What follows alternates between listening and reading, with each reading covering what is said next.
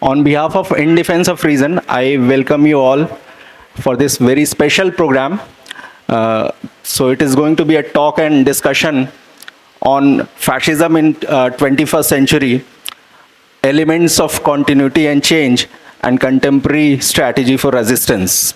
So to deliver this talk, we have a special guest, Comrade Abhinav Sinha, who is a Marxist theorist and editor of workers newspaper, Hindi newspaper Mazdoor Bigul.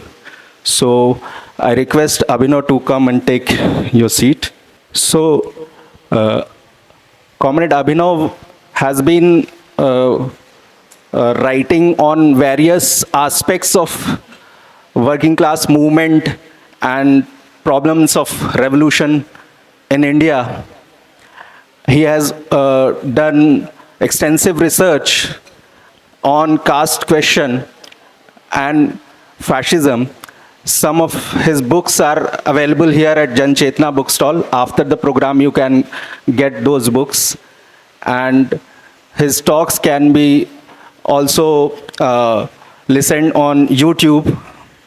So, especially on fascism, Comrade Abhinav has studied the comparative, he has done comparative analysis of the fascism of 20th century and the current rise of fascism. What are the similarities and what are the difference? And more importantly, how effectively we can build a resistance in 21st century fascism, and in what way it is going to be different than the resistance which was built against fascism of 20th century. So we are going to discuss all these issues. There are going to be two parts of this program. In the first part, Comrade Abhinav will deliver his talk, and after that we'll have a question and answer session. So one request, please keep your mobile on mute because it will disturb. So, or on flight mode if possible. So with this, I just hand over the program to Comrade Abhinav. Thank you, Anand. I would like to thank In Defense of Reason for inviting me to have a exchange of ideas on this pertinent topic, which is, in my opinion, the most living and burning question for every justice-loving, sensitive, progressive citizen of the country. So, without further ado, I would just embark upon the discussion on the topic of today's program. Now, 2 months, almost 2 months have passed since the declaration of election results. They were declared on 4th June. Modi Shah, they formed government for the third consecutive time with the help of the crutches provided by Nitish Kumar and Chandrababu Naidu. Now, this is, of course, a matter of contentment and satisfaction for a lot of people that BJP failed to reach the majority mark on its own. It fell behind that mark by far. And the slogan of Ab ki baar 400 par became a big joke. This time, it is in essence a coalition government. I mean, formally, the previous two tenures of Modi government were also coalition government because it was a government of NDA. But this time, in essence, also it's a coalition government led by the fascist party, BJP. And this has also dented the Führer cult, which has been built around the figure of Modi through years of aesthetization of politics, fascist aesthetization of politics. All of this has led to kind of a euphoria in the circles of, left, left, liberal, and liberals. However, 2 months down the line, that euphoria has begun to die down because what was expected is not happening. The attack on the working class rights, as you might have heard, that Modi government's next major step is the introduction of the new labor codes, which were passed in the parliament, but due to the consultations going on with the central trade unions, it was kind of that step was suspended. But this time they are going to do it for sure. The introduction of the new criminal codes, which are even more draconian and repressive than the previous criminal codes, which were inherited by the Indian ruling class from the colonial masters themselves in 1947. Similarly, the attack on the rights of minorities, they continue unabated. You might have heard about what the Yogi government is doing in UP, at least tried to do in UP, was to oblige and compel the Muslim vendors along the route of Kanwad Yatra to put their names on their, whatever, their shop and all. Now, Supreme Court stayed that decision, but informally, the SS brigades of the fascists, they are compelling all these Muslim vendors to put their names, and they are actually putting their names on their shops because there is no other option. Similarly, the spate of mob lynchings after the formation of this new government, they also continued. You might have heard about the incidents of Madhya Pradesh and all. Bulldozer Raj, as they call the Baba, Yogi Baba's bulldozer Raj, is continuing. Akbar Nagar, a big Muslim neighborhood in Lucknow, the political capital of Uttar Pradesh, was razed down to ground. And now the Yogi government is selling all the material which was produced by demolishing that colony. I mean, one of the political obscenities of our time. So all of that is continuing, and that has put the liberal circles in a kind of shock, because this was not something that they had expected after the declaration of electoral results. At least they had expected that the fascist ferocity and the aggressiveness of the government will be somewhat blunted due to the pressure created by the allies of NDA.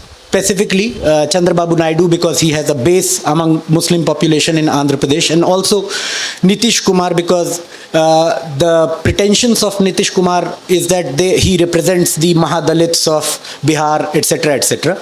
But after the budget, it was clear that the only demand that Nitish and Naidu are going to put forth are special packages for their state. So even if their states are not granted the status, special status, they have got thousands and crores of rupees special package for their state, which is their principal concern. And the second concern was getting a couple of berths in the cabinet. That has been fulfilled by the Modi government, and giving special packages to Andhra Pradesh and Bihar also bodes well for the fascists, because the fascist forces have long been trying to dig their trenches in these states. So all the credit will not simply go to Nitish and Naidu, it will also go to BJP, and it is in fact going to BJP. That BJP government has been magnanimous enough to give a special package to Bihar and Andhra Pradesh. But this shock of the liberal community is owing to an inability to understand the generalities of fascism, that is, the general characteristic features of fascism which are present in every fascist rise, whether we talk about the fascist rise in the early part of the 20th century in Italy or in Germany, or quasi-fascist regimes of Horthy in Hungary or Salazar in Portugal. So, and the second element of this inability to understand what is going on pertains to their inability to understand the particularities of the mode of life, modus vivendi and modus operandi of fascism in the 21st century. So, despite, the internal takeover of the state apparatus by the fascist forces, despite their deep infiltration into bureaucracy, armed forces, police, all the institutions like, CBI, ED, and Election Commission, and despite the might of corporate capital on their side, despite the Godi media on their side, BJP failed to get complete majority. And had these factors not been there, it would have been difficult for the BJP to reach the mark of 200 or 220 seats. You might have heard about this ADR report which has just come a few days ago, that on more than around 250 or 300, something like that, seats, there is a mismatch between the EVM count and actual votes counted. So had all these factors been not there, it would have been very difficult for the BJP to reach even 200 seats or 220 seats. But when analyzing fascism in the 21st century, you have to take all these factors into account beforehand. These factors are immanent or intrinsic to the very way in which fascism functions today. So it is like, I mean, these counterfactual aspirations that had these factors not been there, this could have happened, that could have happened. It is like, the scenario where someone dies due to a snake bite, and you say that had the snake not been venomous, that person could have survived. The fact is that the snake is venomous. So there is no point of having this kind of counterfactual imaginations or aspirations. And this is also due to the inability to understand how fascism functions today. So before we move on to what are the generalities of fascism, that is the general characteristic features of fascism in every case of fascist rise, whether we are talking about the Nazi party in Germany or fascist party of Mussolini in Italy, or we are talking about the fascist rise today, and the particularities of fascism, we need to discuss a little bit about the possibilities that have emerged after the formation of the Modi government this time. And we can talk about 4 possibilities. What we can expect, in the next 1 year or 2 year or 3 year down the line. The first possibility is that Modi Shah decide to continue to run a coalition government. In that case, it goes without saying that they will be obliged to, make some compromises with their allies. For example, they might have to compromise on some of the core symbolic issues of Hindutva fascist politics, like the CAA and NRC, because that is not going to go well with the allies. So they might just, put it on the back burner and suspend it till the next time when they come to power with full mandate. And this also, of course, will lead to a dent in the Führer cult of Modi, because Modi's image has been carefully built as a strong leader who doesn't, who is not a victim of policy paralysis, etc., etc. All that image is going to, suffer a little bit due to this compromise on the core Hindutva agenda of Citizenship Amendment Act or NRC. But we should also be clear about what is not going to change. One caveat: those who think that Modi government will or could have tried to amend the constitution, this was an issue raised solely for agitational and propaganda purposes by the anti-Modi forces. Modi government is not going to amend the constitution. In the last 10 years, Modi government was able to do everything that it did without amending the constitution within the limits presented by posed by the constitution. So I don't think, in my own personal opinion, I don't think Modi government even or any other BJP government led by someone like Gadkari or Yogi or any other, new Führer figure, they are not going to amend the constitution. Indian constitution, its democratic potentialities are so feeble and so weak that any reactionary government, any far-right government will be able to do everything and anything within the ambit of the constitutional framework provided by Indian constitution. So that is not one of the core issues of Hindutva. It has been used by, left forces and Ambedkarite forces solely for propaganda purposes, to create this fear that Modi government is going to amend the constitution. This is not going to happen. There is no need to do that. And moreover, there is more cost involved in such an exercise than benefits. So, and anyway, it is not posing any kind of, considerable hindrance or obstruction to the fascist project.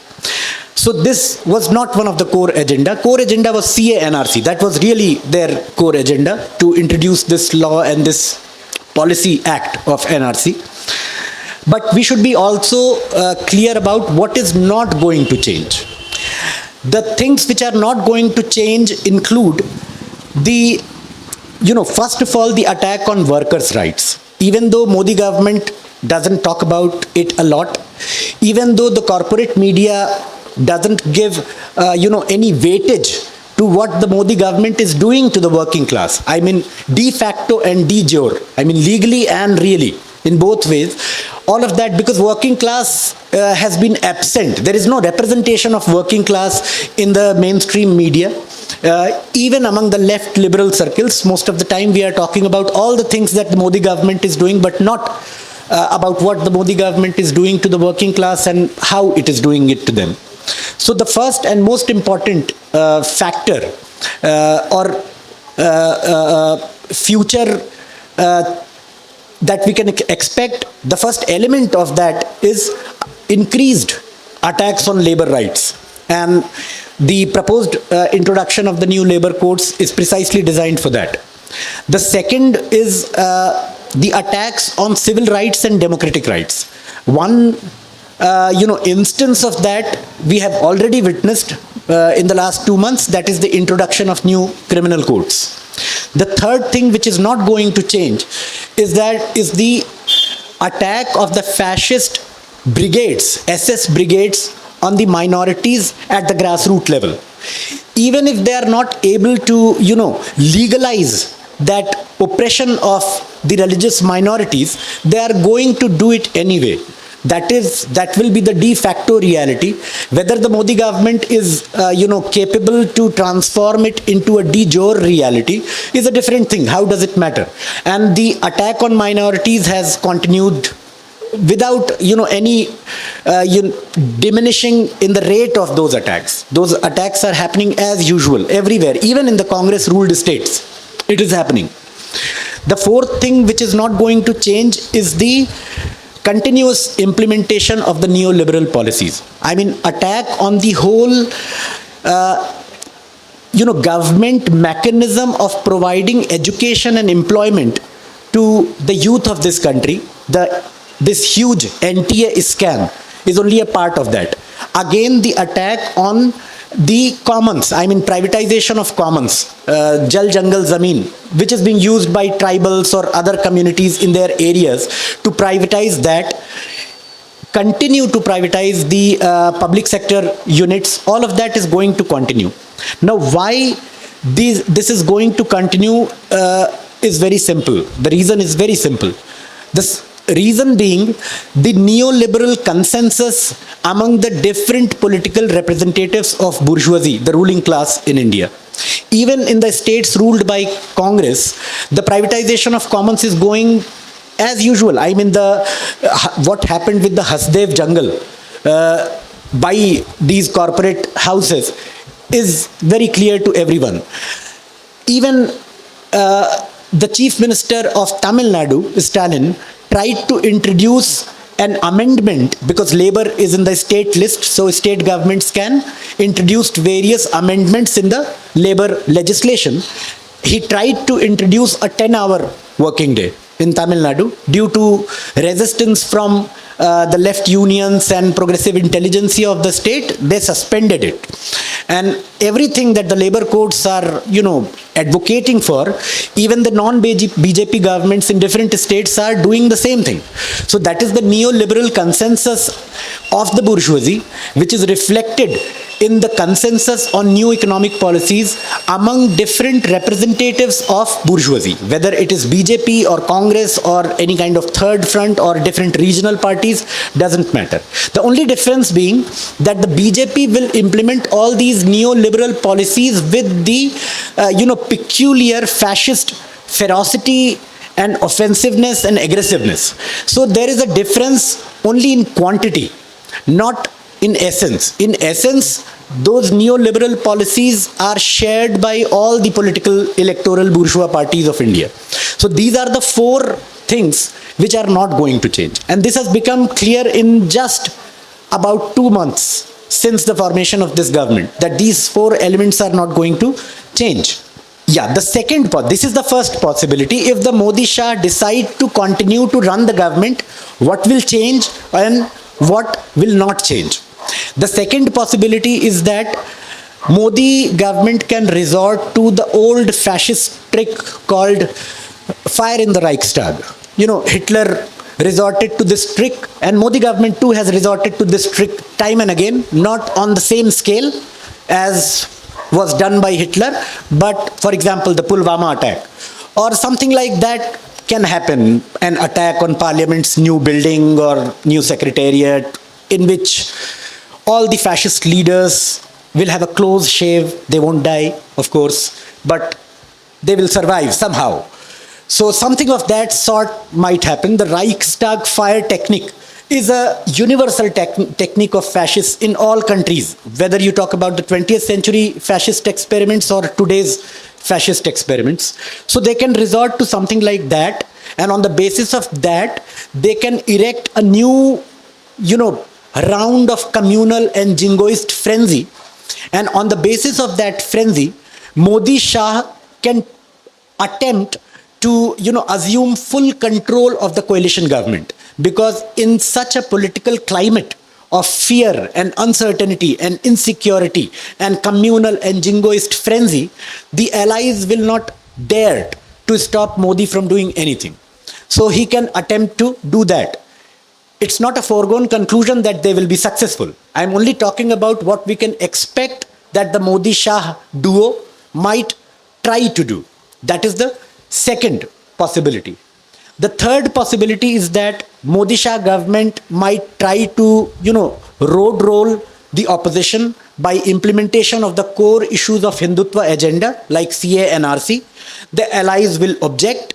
After creating a lot of hassles, Modi might, come on the stage and say that I'm going to submit my resignation to the president, because those who are supporters of the infiltrators and those who reproduce more, they are not letting him serve the nation. They are creating an atmosphere of policy paralysis, and in order for the nation to progress and in order to make India the Vishwaguru, I'm sacrificing my government, I'm going to submit my resignation. And even before that, the entire RSS machinery at the grassroots level will be involved in creating, a new round of communal and jingoist atmosphere. And with that, they might call for midterm elections, and they might hope to come back into the government with full mandate. That is the third possibility that we can talk about. The fourth possibility is that after a lot of hassling and hankering, Nitish and Naidu might decide to withdraw their support from NDA, and that might lead to two things. One, possibly midterm elections, or two, they might extend their support to the India bloc. In both the scenario, we can speculate about further sub-possibilities. One is that the BJP government comes back into power with full mandate, or if India government is there, again there are two possibilities. India government might complete its tenure of 5 years, or it might fall due to, it's Shankar ji ki barat.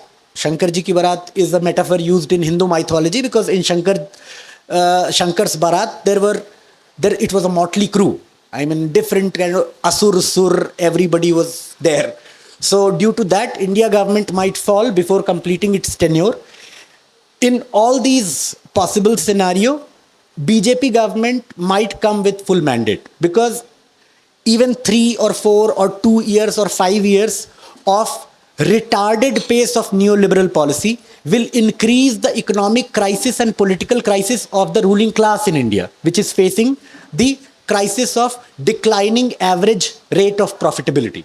And that demands what the bourgeoisie likes to call strong leadership.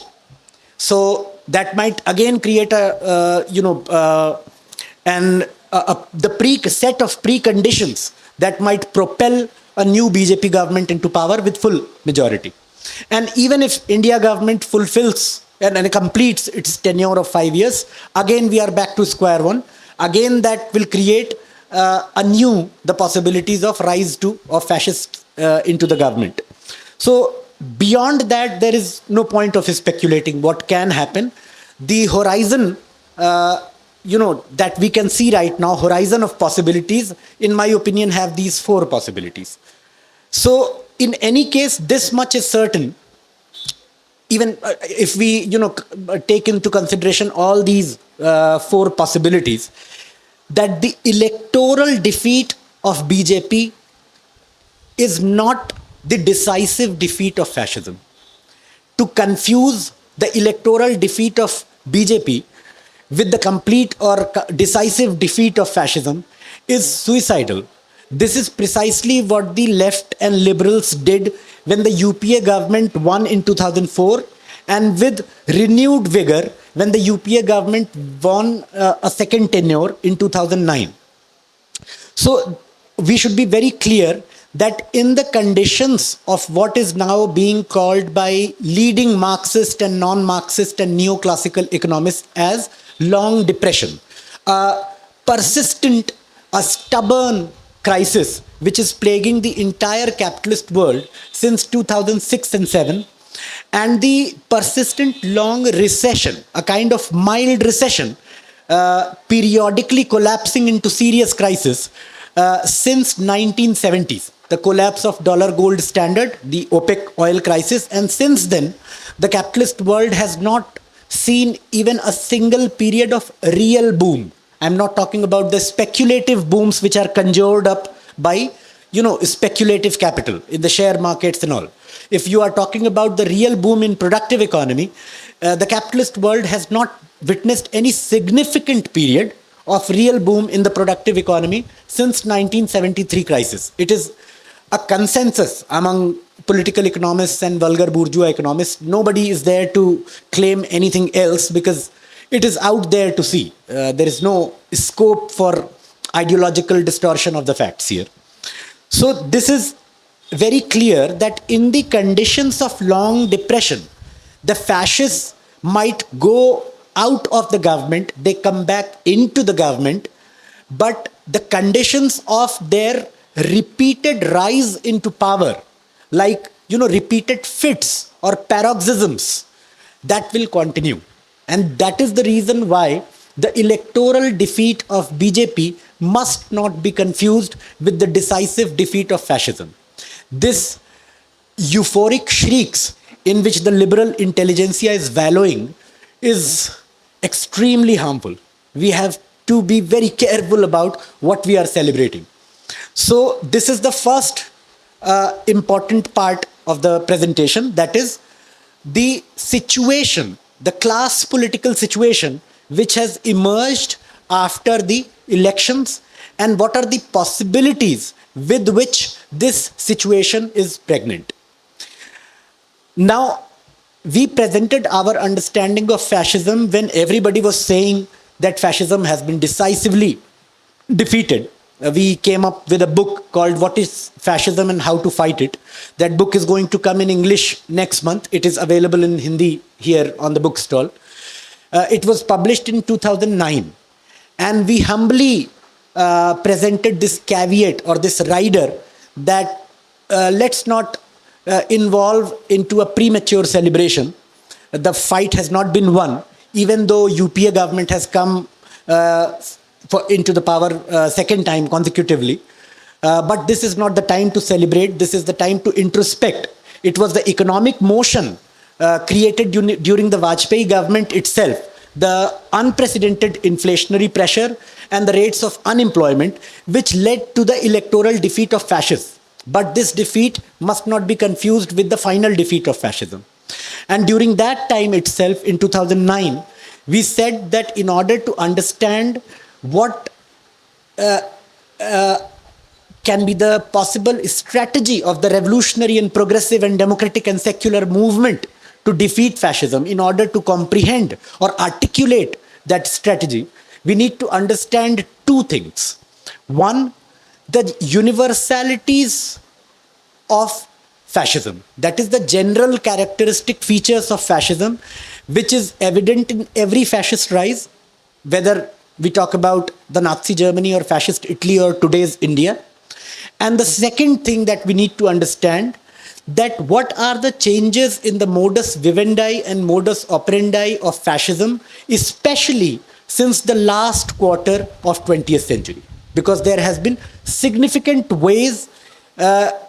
changes in the ways in which fascism functions today. These are the two most important things that we need to understand, because if we want to defeat fascism, we need to understand it in its historicity and in its contemporaneity. Without that, we will be like, the story will be same, like four blind people trying to understand the elephant. One is saying by touching its legs that it's a pillar, one is saying it's a rope, etc., etc. So a systematic and scientific and historical understanding is essential here. So let us first talk about the generalities of fascism. I mean, generalities of the particularities of fascism. Why I'm saying this? Because fascism is not just any far-right reaction. There is a tendency within the left movement and within the progressive intelligentsia to characterize any authoritarian regime as fascism. For example, when emergency was imposed by Indira Gandhi government, the bulk of revolutionary left movement as well as the social democratic parties like CPI, CPM, CPI was in support of that. That is a separate case. But CPM and other left parties, they claimed that the period of emergency was a period of fascism. It was a fascist attempt by Indira Gandhi. So that's how they characterize them. Even in today's world, if you talk about Bolsonaro of Brazil or Trump in the US or Duterte in Philippines or Erdogan in Turkey, we carelessly characterize all of these far-right figures as fascist.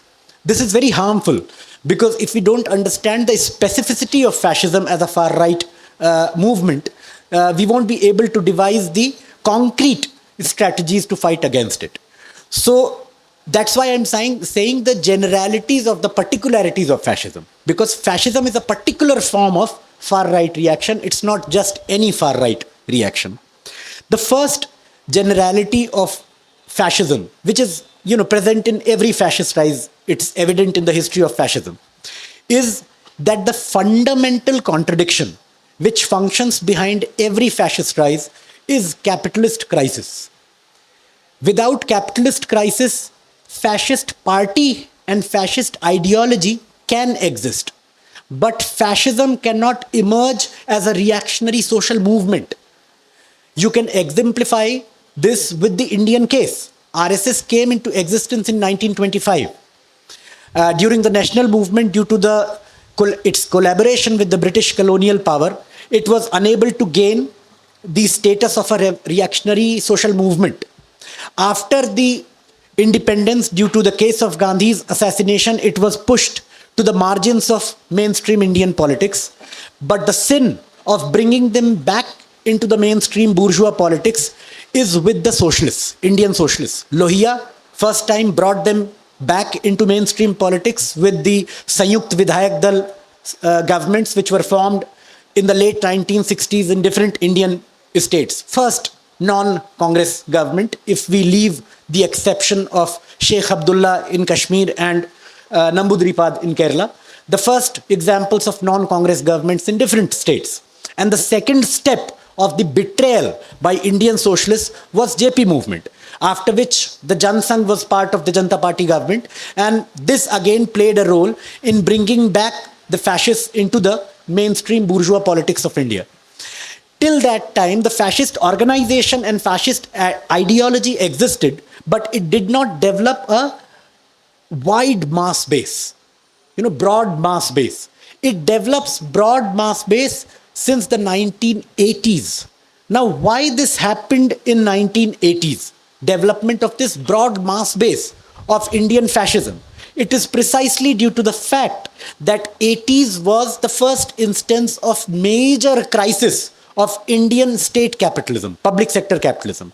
Those who were, who had become mature in the 1980s might do well to recall that the first time the Indian, Indira Gandhi or Congress government talked about doing deregulation, doing away with what they called Inspector Raj, Kota Raj, and, introducing the ease of doing business, was not Rajiv Gandhi, it was Indira Gandhi.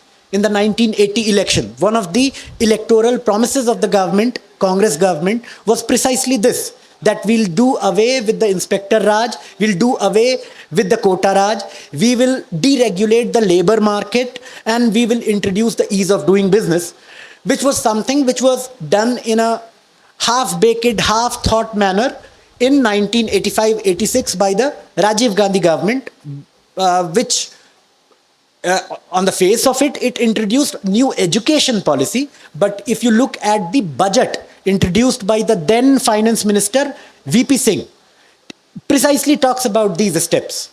But at that time, they were still doing it in a, you can call it liberalization by stealth. They did not declare that we are going to liberalize, but they started liberalizing in a piecemeal manner.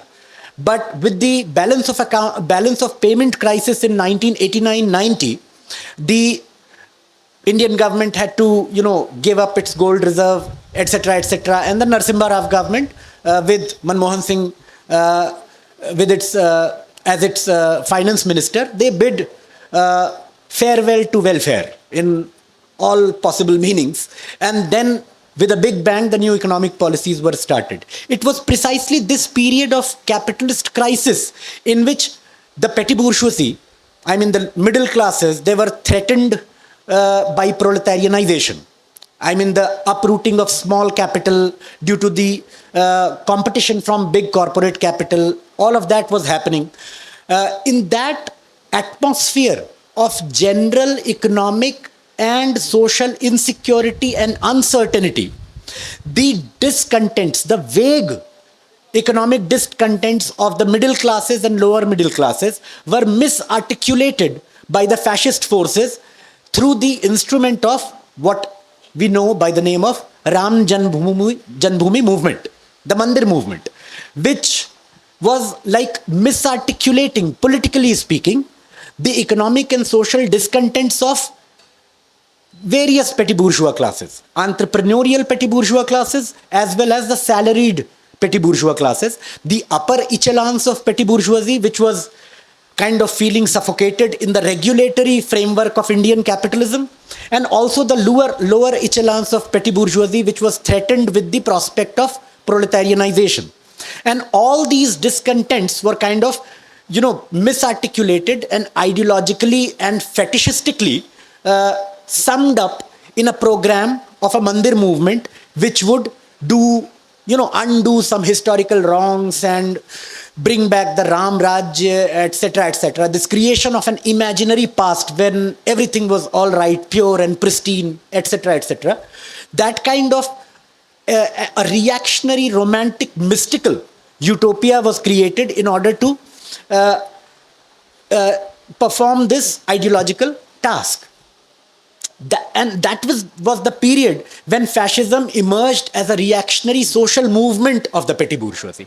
Before that, fascist organization and fascist ideology did exist. Fascists continued after independence to infiltrate into the armed forces, police, bureaucracy, judiciary, everything, all the parts of state apparatus. They continued to develop their institutional framework, this gigantic network of shakhas that RSS holds, their hospitals, their schools like Saraswati Shishu Mandir, where this communal venomous propaganda is inculcated into the unsuspecting minds of children and teenagers. All of that they were doing, but they emerged as a reactionary social movement only in the 1980s because of the fundamental contradiction which was present then, the economic crisis of the system. But economic crisis in each country does not lead to the rise of fascism. For example, Great Depression or the crisis of the 1910s led to the rise of fascist movement in Italy and then in Germany. But it affected all countries, not only Germany and Italy. It affected the US, it affected the Britain, it affected France, all the major advanced capitalist economies. But it led to fascist rise only in Germany and Italy, because economic crisis in and by itself does not lead to the rise of fascism. It is the condition of the rise of fascism, but the condition in itself and by itself does not lead to the rise of fascism.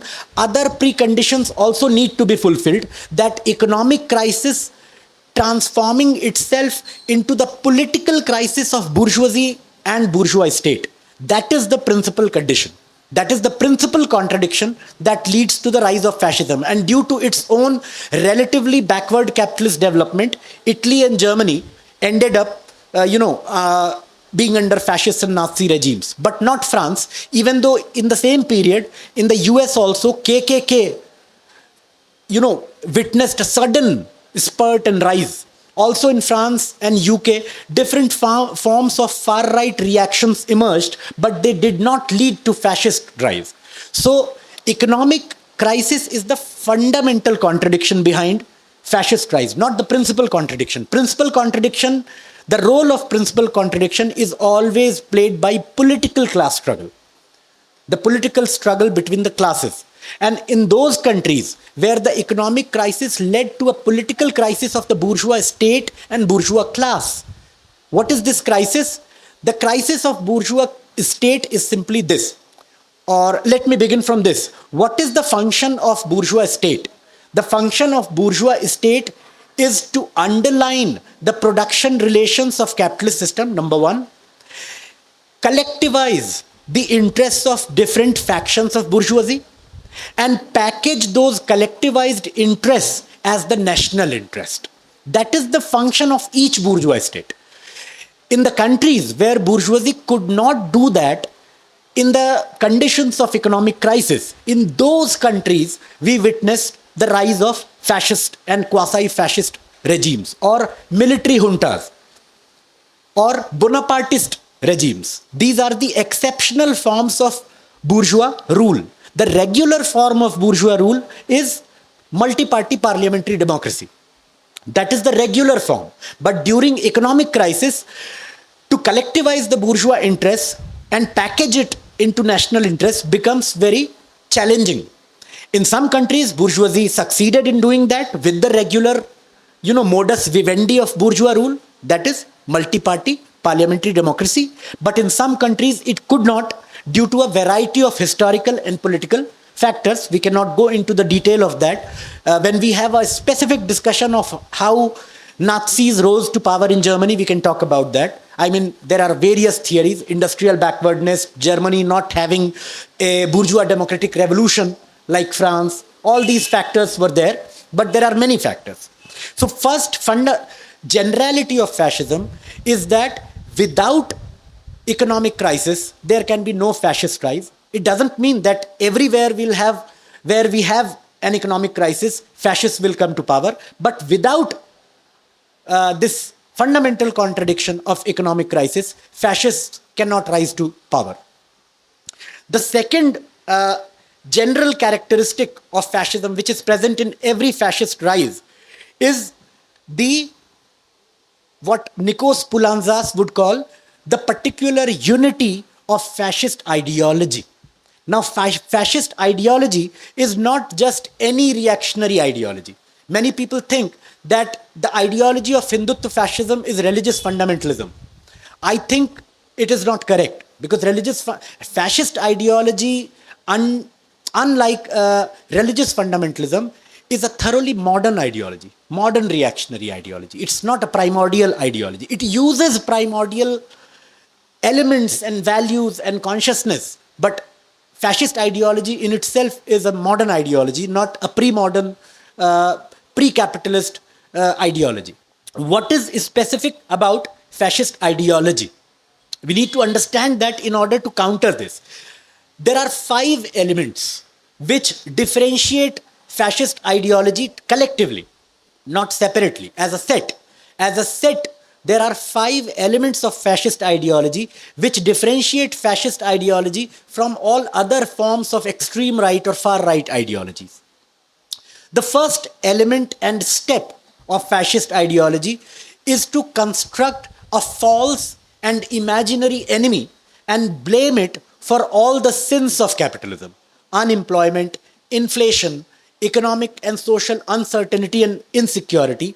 All of that is blamed onto this, constructed false imaginary enemy. Generally, a minority which is not too small is used for this. In Germany, it was Jews. In India, it is Muslims. In the neo-Nazi rise in present France, they are using xenophobia, this general antipathy towards the immigrants, that they are stealing our jobs, etc., etc. It can be anything, but it needs a sizable minority to construct it as the false imaginary enemy. That is the first differentia specifica of fascist ideology. Now, how fascists do it? They do it by propagating myths about that minority. That Muslims reproduce more, Muslim take away the jobs of Indians, Muslim take away your daughter, Muslims take away your land, so land jihad, love jihad, etc., etc. A false fear is created, a set of myths are created, and then they repeated, ad nauseum, ad infinitum, again and again and again and again, till these myths assume the status of common sense, something which is beyond reasoning. You don't ask questions about it. For example, if somebody says कि मुसलमान तो ज़्यादा बच्चे पैदा करते हैं, मुसलमान तो गंदे रहते हैं. If you ask, how do you know? Most of the time, 99 out of the 100 times, you will find this answer. ये तो सबको पता है. Everybody knows that. There is no need for, providing, substantiating reasoning or arguments for that. And this was expressed by one of the Nazi leaders, Wilhelm Stapel, who said that our movement cannot be defeated by arguments because it was not built on the basis of arguments. It was built on the basis of myths. A Nazi leader, ideologue, writer, Wilhelm Stapel, you can find about him on Google. He said this directly. And this element of repetition, repeating the myths to convert them into a common sense, that was expressed by Goebbels, the propaganda minister of Hitler. That you repeat a lie 100 times, then it becomes the truth. This is the first differentiating feature of fascist ideology. The second differentiating feature of fascist ideology, and the second step also, is construction of a purely ideological community vis-a-vis this imaginary enemy. This purely ideological community for Hitler was the great German Aryan race, whose the glory of which was overshadowed by the Jewish conspiracies, or the Roman Empire for Mussolini, and for Hindutva fascists in India, or communal fascists in India, it is Hindu Rashtra. So you create a purely ideological community as a dialectical other of that imaginary enemy that you have created. Why I am calling it a purely ideological community? Because there is nothing real about it. For example, what does a member of this proverbial Hindu Rashtra share among each other, except one thing? They are not part of the identity of the figure of enemy. Except they are not Muslim, what does all the Hindus share in India? Or what did all the German Aryans shared in Germany, except that they were not Jews? Right? You know what I'm saying? So this is how this purely ideological community is constructed. The third step of fascist ideology is that the fascist leader or the leadership is made into the sole spokesperson of this purely ideological community. Hindu Hriday Samrat, Narendra Modi, right? Or the Führer in Germany, to which allegiance is necessary and essentially, and it comes naturally and intrinsically to a German non-Jew. So that fascist leader or leadership is constructed as the sole spokesperson of this purely ideological community of Hindu Rashtra or the German Aryan nation, etc. The fourth step of the fascist ideology is to rapidly expand the image of the enemy to include all forms of political opposition. All forms of political opposition which fights against this sole spokesperson, this Hindu Hriday Samrat, is rapidly included into this figure of enemy. So if you talk about Modi, you automatically become anti-Hindu, right? If you, irrespective of the fact whether you are yourself a Hindu, but if you criticize Modi, you are anti-Hindu, right? You might be a trade unionist, you might be a progressive teacher or intellectual, you might be a cultural activist, progressive, democratic, secular, cultural activist, but if you critique Modi or BJP, you automatically become anti-Hindu. And this is how this sleight of hand is performed. This figure of the enemy is expanded to include all forms of political opposition. The final and the last, fifth characteristic feature of fascist ideology is massive use of media and corporate capital to perform all these preceding four tasks. It was evident, I mean, there are scholarly studies on how Hitler used radio for mass broadcasting on crossroads, on all public places, in cafes and all everywhere. And it was mandatory, yeah, they used big speakers, huge speakers, yeah, banners and everything, all these things. They used it in a very systematic and in a manner which was meticulously planned. So this is how, these are the five differentiating features of fascist ideology. It's not just any other far-right ideology. It's not, you are not talking about Khomeini or Khamenei, or you are not talking about Bolsonaro or, Duterte. You are talking about a cadre-based organization, which brings me to a third point. The third universal feature which differentiates fascism from all other forms of far-right reaction is a cadre-based organization. On the formal level, the fascists learnt it from the revolutionaries, communists. Mussolini was member of Italian Socialist Party before he formed Fascist Party. He was one of the comrades of Gramsci, in fact. So from there, Gramsci took the communist way and Mussolini took the fascist way. Gramsci was one of the founding members of Italian Communist Party and Mussolini was the founder of Italian Fascist Party. But communists before that were there in the Italian Socialist Party itself.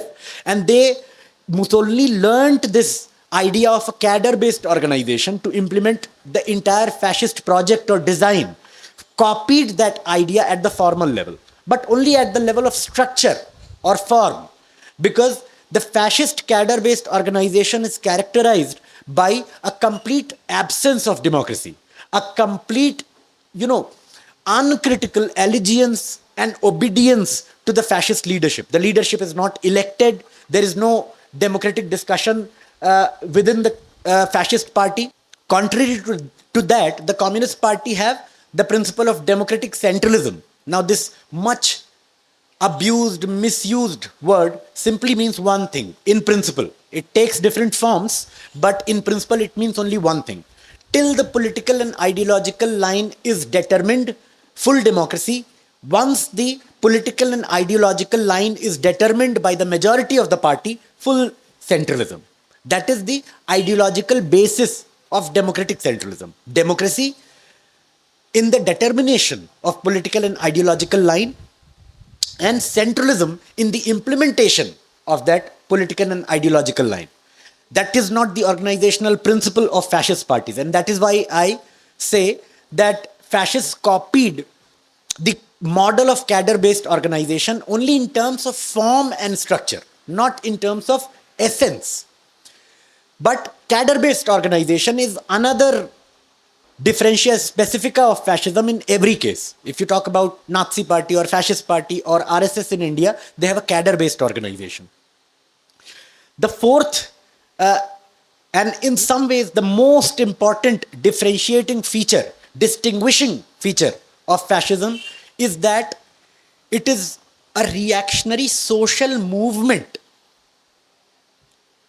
It's not just the rise of some authoritarian far-right party or figure into the power based on vague and scattered and distributed reaction of the petty bourgeoisie, but it is an organized reactionary social movement of petty bourgeoisie led by a disciplined cadre-based fascist organization, using the particular unity of fascist ideology to do all the things that we talked about.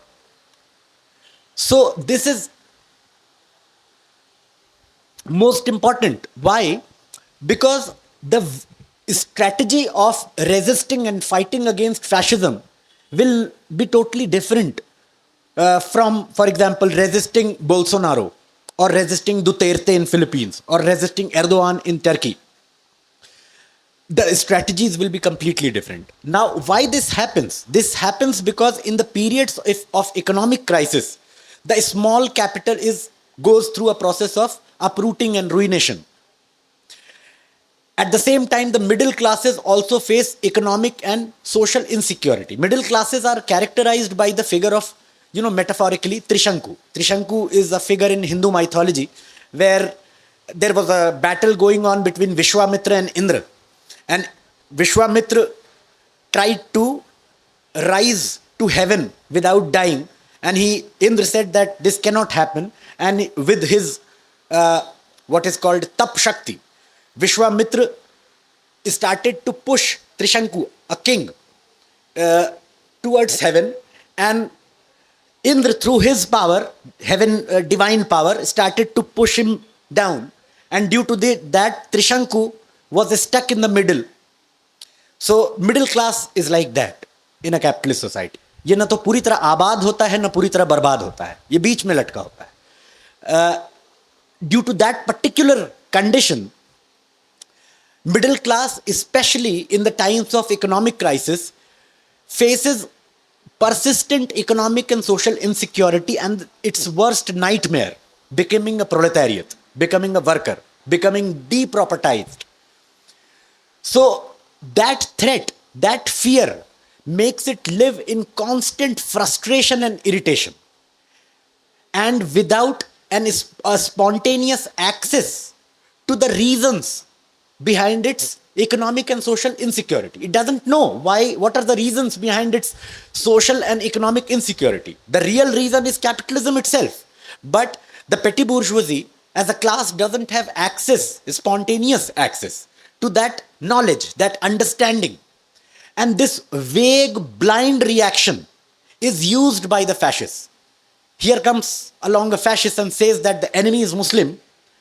14 crore Muslims means 14 crore unemployed Hindus.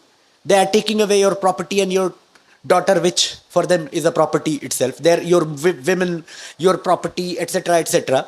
And this frustrated and irritated middle class, it is driven into the arms of reaction.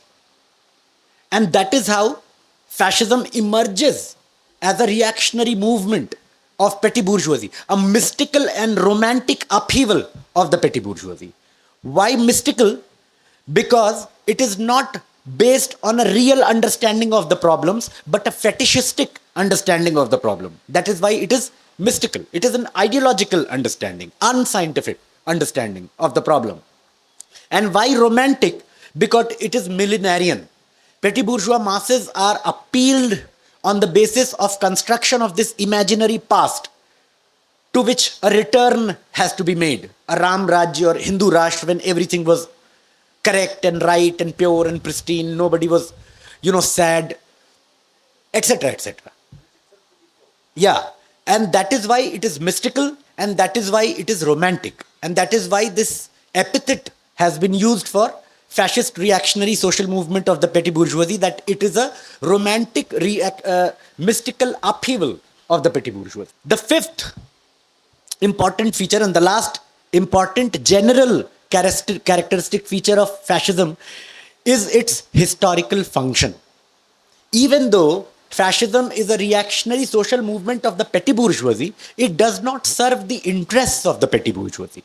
It serves the interests of capital in general and big capital in particular.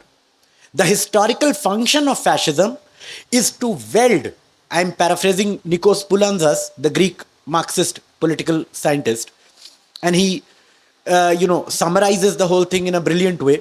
He says that the historical function of fascism is to weld, the welding of metal, weld the blind petty bourgeois reaction with the interests of capital in general and big capital in particular. These are the 5 universal characteristic features of fascism, whether you talk about the 20th century fascist experiments or you talk about the 21st century fascist experiments. These 5 characteristic features are everywhere, clearly evident. Now, on the basis of this discussion, we can talk about the particularities of fascism in the 21st century.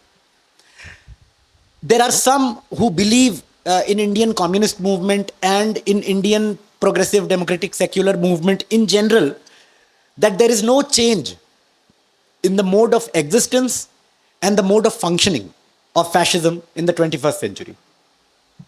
Why they think that? I mean, they are involved in an inverted waiting for Godot.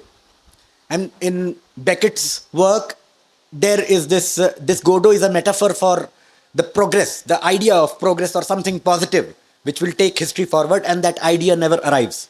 Of course, he belonged to the modernist tradition, which in literature and culture, in some ways, anticipated what postmodernists said in the 1960s and 70s. But here, when I'm talking about this inverted waiting for Godot, is that people are waiting for the same things to happen again. They are waiting for concentration camps and Auschwitz and introduction of exceptional laws, etc., etc. That is not going to happen. History never repeats itself. That is one of the fundamental teachings of history. Now the fascists are not going to, institutionally and formally, establish concentration camps. They are not going to introduce the set of exceptional laws and do away with the shell of bourgeois democracy. They will retain the shell of bourgeois democracy. Why they will do that? We will come to that later. But this is clear, even from a deductive method, that in the last 100 years, capitalism has undergone, profound changes in its modus operandi. If you talk about the nature of capitalist crisis today, it is different from the early 20th century. If you talk about the way in which capitalist state functions, it has undergone serious changes. If you talk about the social structure of most of the capitalist societies, that too has changed a lot. And if you talk about all these changes, even from a deductive standpoint, you can assume that fascism will not, fascist rise will not take place in the same way in which it did in the 20th century. But this is not sufficient. We have to inductively, not simply deductively, inductively understand what precisely and exactly has changed and what changes in the capitalist system, world capitalism as a whole, has led to the changes in the modus operandi of fascism and also the mode of existence of fascism. The first change that we can talk about is in the nature of fundamental contradiction itself. That is economic crisis. We talked about the first universality of fascism, which is economic crisis. Now there is a change in the very nature of economic crisis, especially since the last quarter of 20th century. Engels, in his footnotes, when he was editing the 3rd volume of Capital, he talks about the fact that in future the capitalist crisis will become more chronic and less cataclysmic, less sudden, more chronic and longer periods of depression and smaller periods of economic boom. Why he says that? He says that the periodic nature of capitalist crisis is a spiral, not a circle.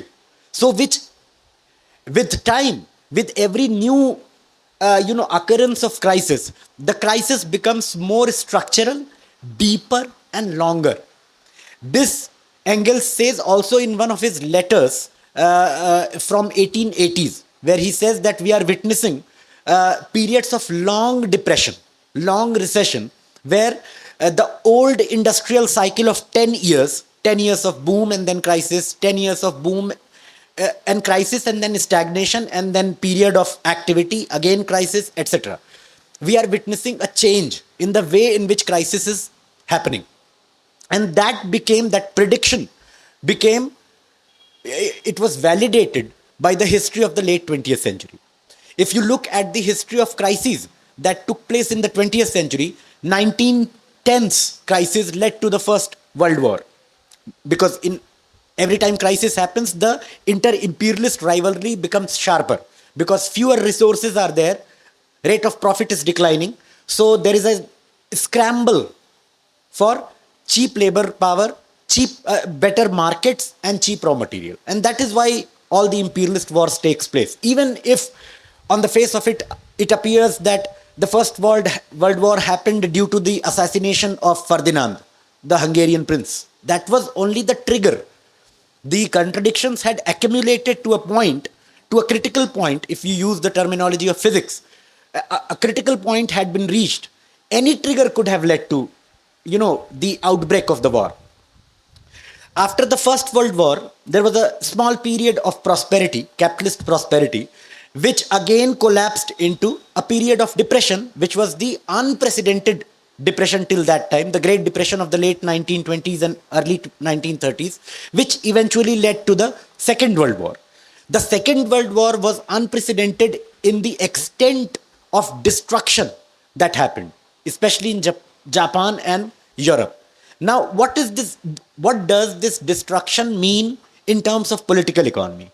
It means destruction of productive forces and devalorization of capital. So, devalorization of capital, sufficient destruction of productive forces led to the first period of long boom, what is known in the US history as the period of golden era, the period of Kennedy and rock and roll, etc.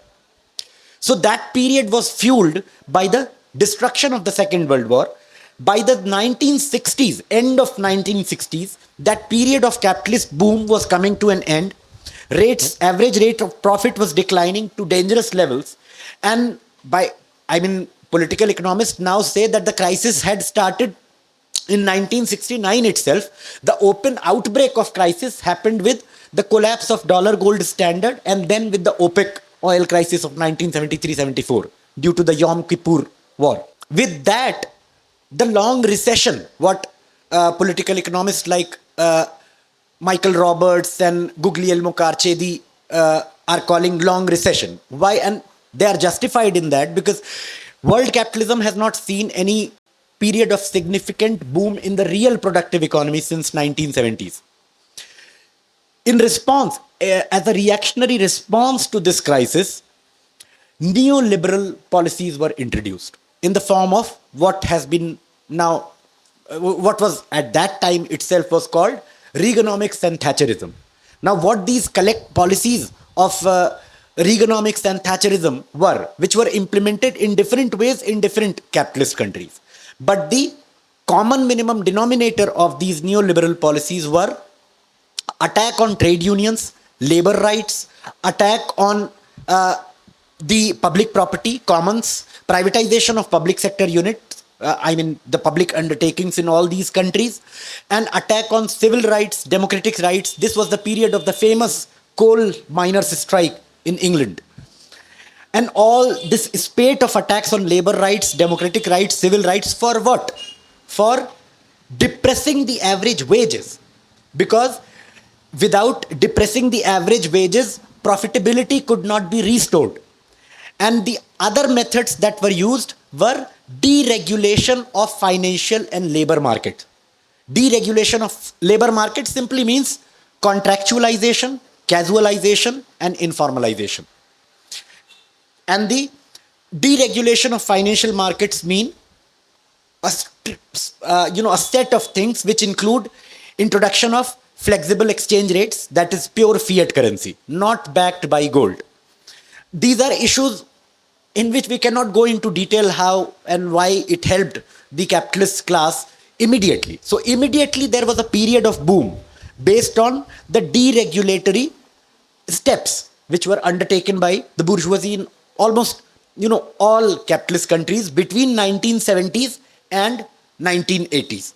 It reached the capitalist countries of the so-called third world in the late 1970s and early 1980s. Like Argentina was one of the representative examples of implementation of these policies. Mexico and Indian bourgeoisie was very smart in that. They implemented the same neoliberal policies, but in its own way, keeping its own political and economic interests in mind. So in a piecemeal manner, not as a shock treatment, but in a gradualist and incrementalist process between the 1980s and we can say present, because it is still going on. So, but it was implemented everywhere. So, yeah, so this economic crisis has changed now in its nature. It is a long recession, long depression that we are witnessing. Apart from the small period of economic boom due to deregulation in the 1980s and early 1990s, we never came out of the long recession. If you look at the average growth rates of world capitalist economy, there has been a lot of work on that. You can read Anwar Sheikh, you can read Andrew Kleiman, you can read Michael Roberts, Guglielmo Carcetti, all these, you might agree with one or other thing or disagree with one or other thing, but on the whole, they have factually and statistically shown this. Due to crisis itself becoming assuming the form of long recession and not emerging from this crisis because of the absence of sufficient devalorization of capital. The sufficient devalorization of capital happened in the 19th century due to 2 world wars. Now there is a nuclear deterrent, and there are many other factors which make this possibility a negligible possibility of a world war. Now what we will witness is small theaters of war developing here and there. It can be the Middle East, it can be Ukraine, in the future it can be Taiwan, or all these. But a full-fledged world war, in the same sense in which it happened in the first part of the 20th century, I wouldn't say that it cannot happen, but the possibilities are very less. So due to that absence of sufficient devalorization of capital, this mild recession will continue. And if this mild recession continues, this long recession continues, then fascist reaction also becomes a more or less permanent feature of late capitalist society. When I say late capitalist society, I simply mean the neoliberal phase of imperialism, which began in 1970s and which is continuing. And that is why fascism itself has become a more or less permanent feature of late capitalist society, whether in power or not. Let me rephrase, whether in government or not. They can be out of government or they can be in the government, but they will stay in the political society and civil society. Political society, Gramsci uses that term for state. So in the political society as well as in the civil society, they have consolidated their positions. And this leads me to the second particularity of fascism in the 21st century, which is long incubation period and molecular permeation. Let me explain.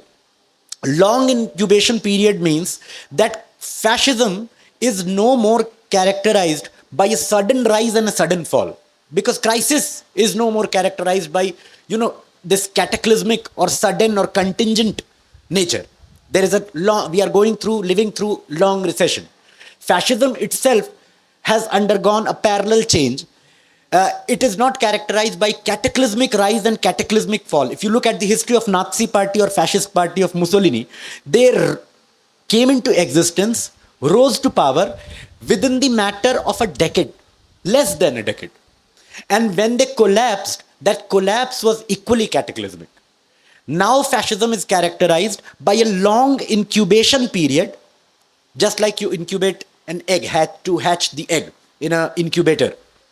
So a long incubation period in which the fascists perform molecular permeation. They permeate the pores of what? They permeate the pores of state apparatus and society. They infiltrate into the apparatus of state in all parts of it: bureaucracy, armed forces, police, judiciary, all the institutions, those celebrated institutions of bourgeois democracy. And they also percolate into the pores of society through their institutional work, using their institutions from Shakha to hospitals to schools to hearsay vehicle service to, micro credit schemes, जिसको committee डालना बोलते हैं ना.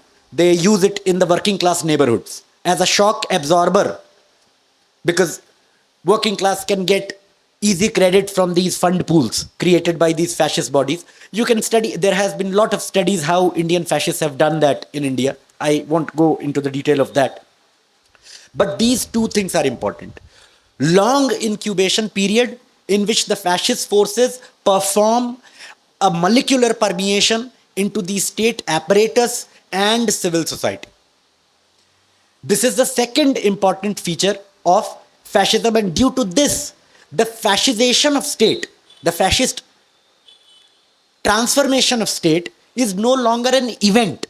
Just like Hitler did in 1933, he suddenly did away with parliaments, elections, everything. He introduced a set of exceptional laws, and all the historians and political scientists identify that event as the completion of fascist project, fascist state project, the fascist transformation of the state.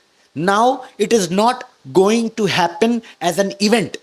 Now it is going to take place as an ongoing project which will not end within capitalist system.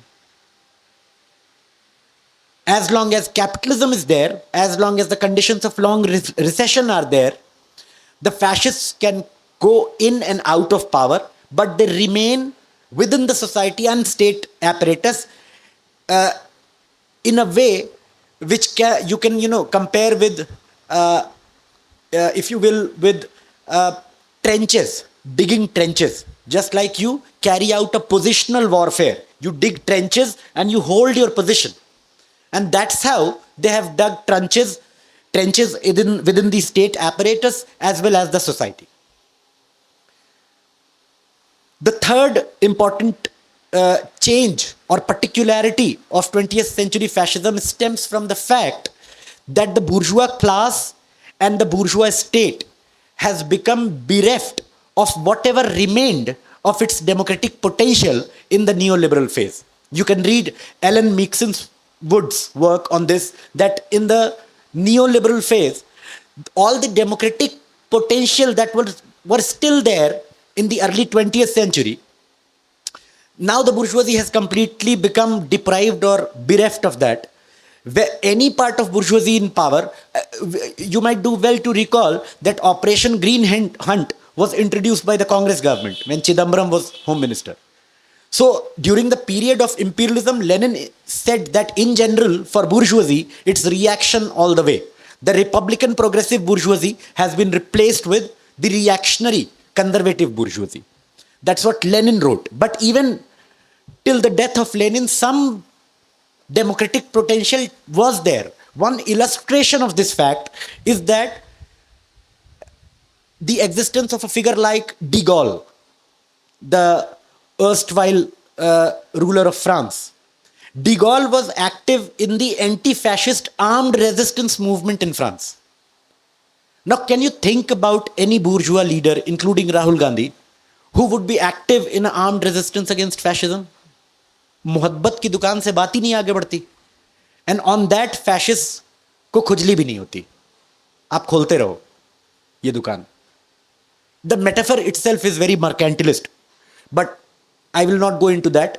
But today, the bourgeoisie has become completely devoid of all the remaining democratic potential. Bourgeois state has become completely devoid of that democratic potential. And due to that, it has become possible, objectively speaking, for the fascists to retain the shell of bourgeois democracy, the form of bourgeois democracy.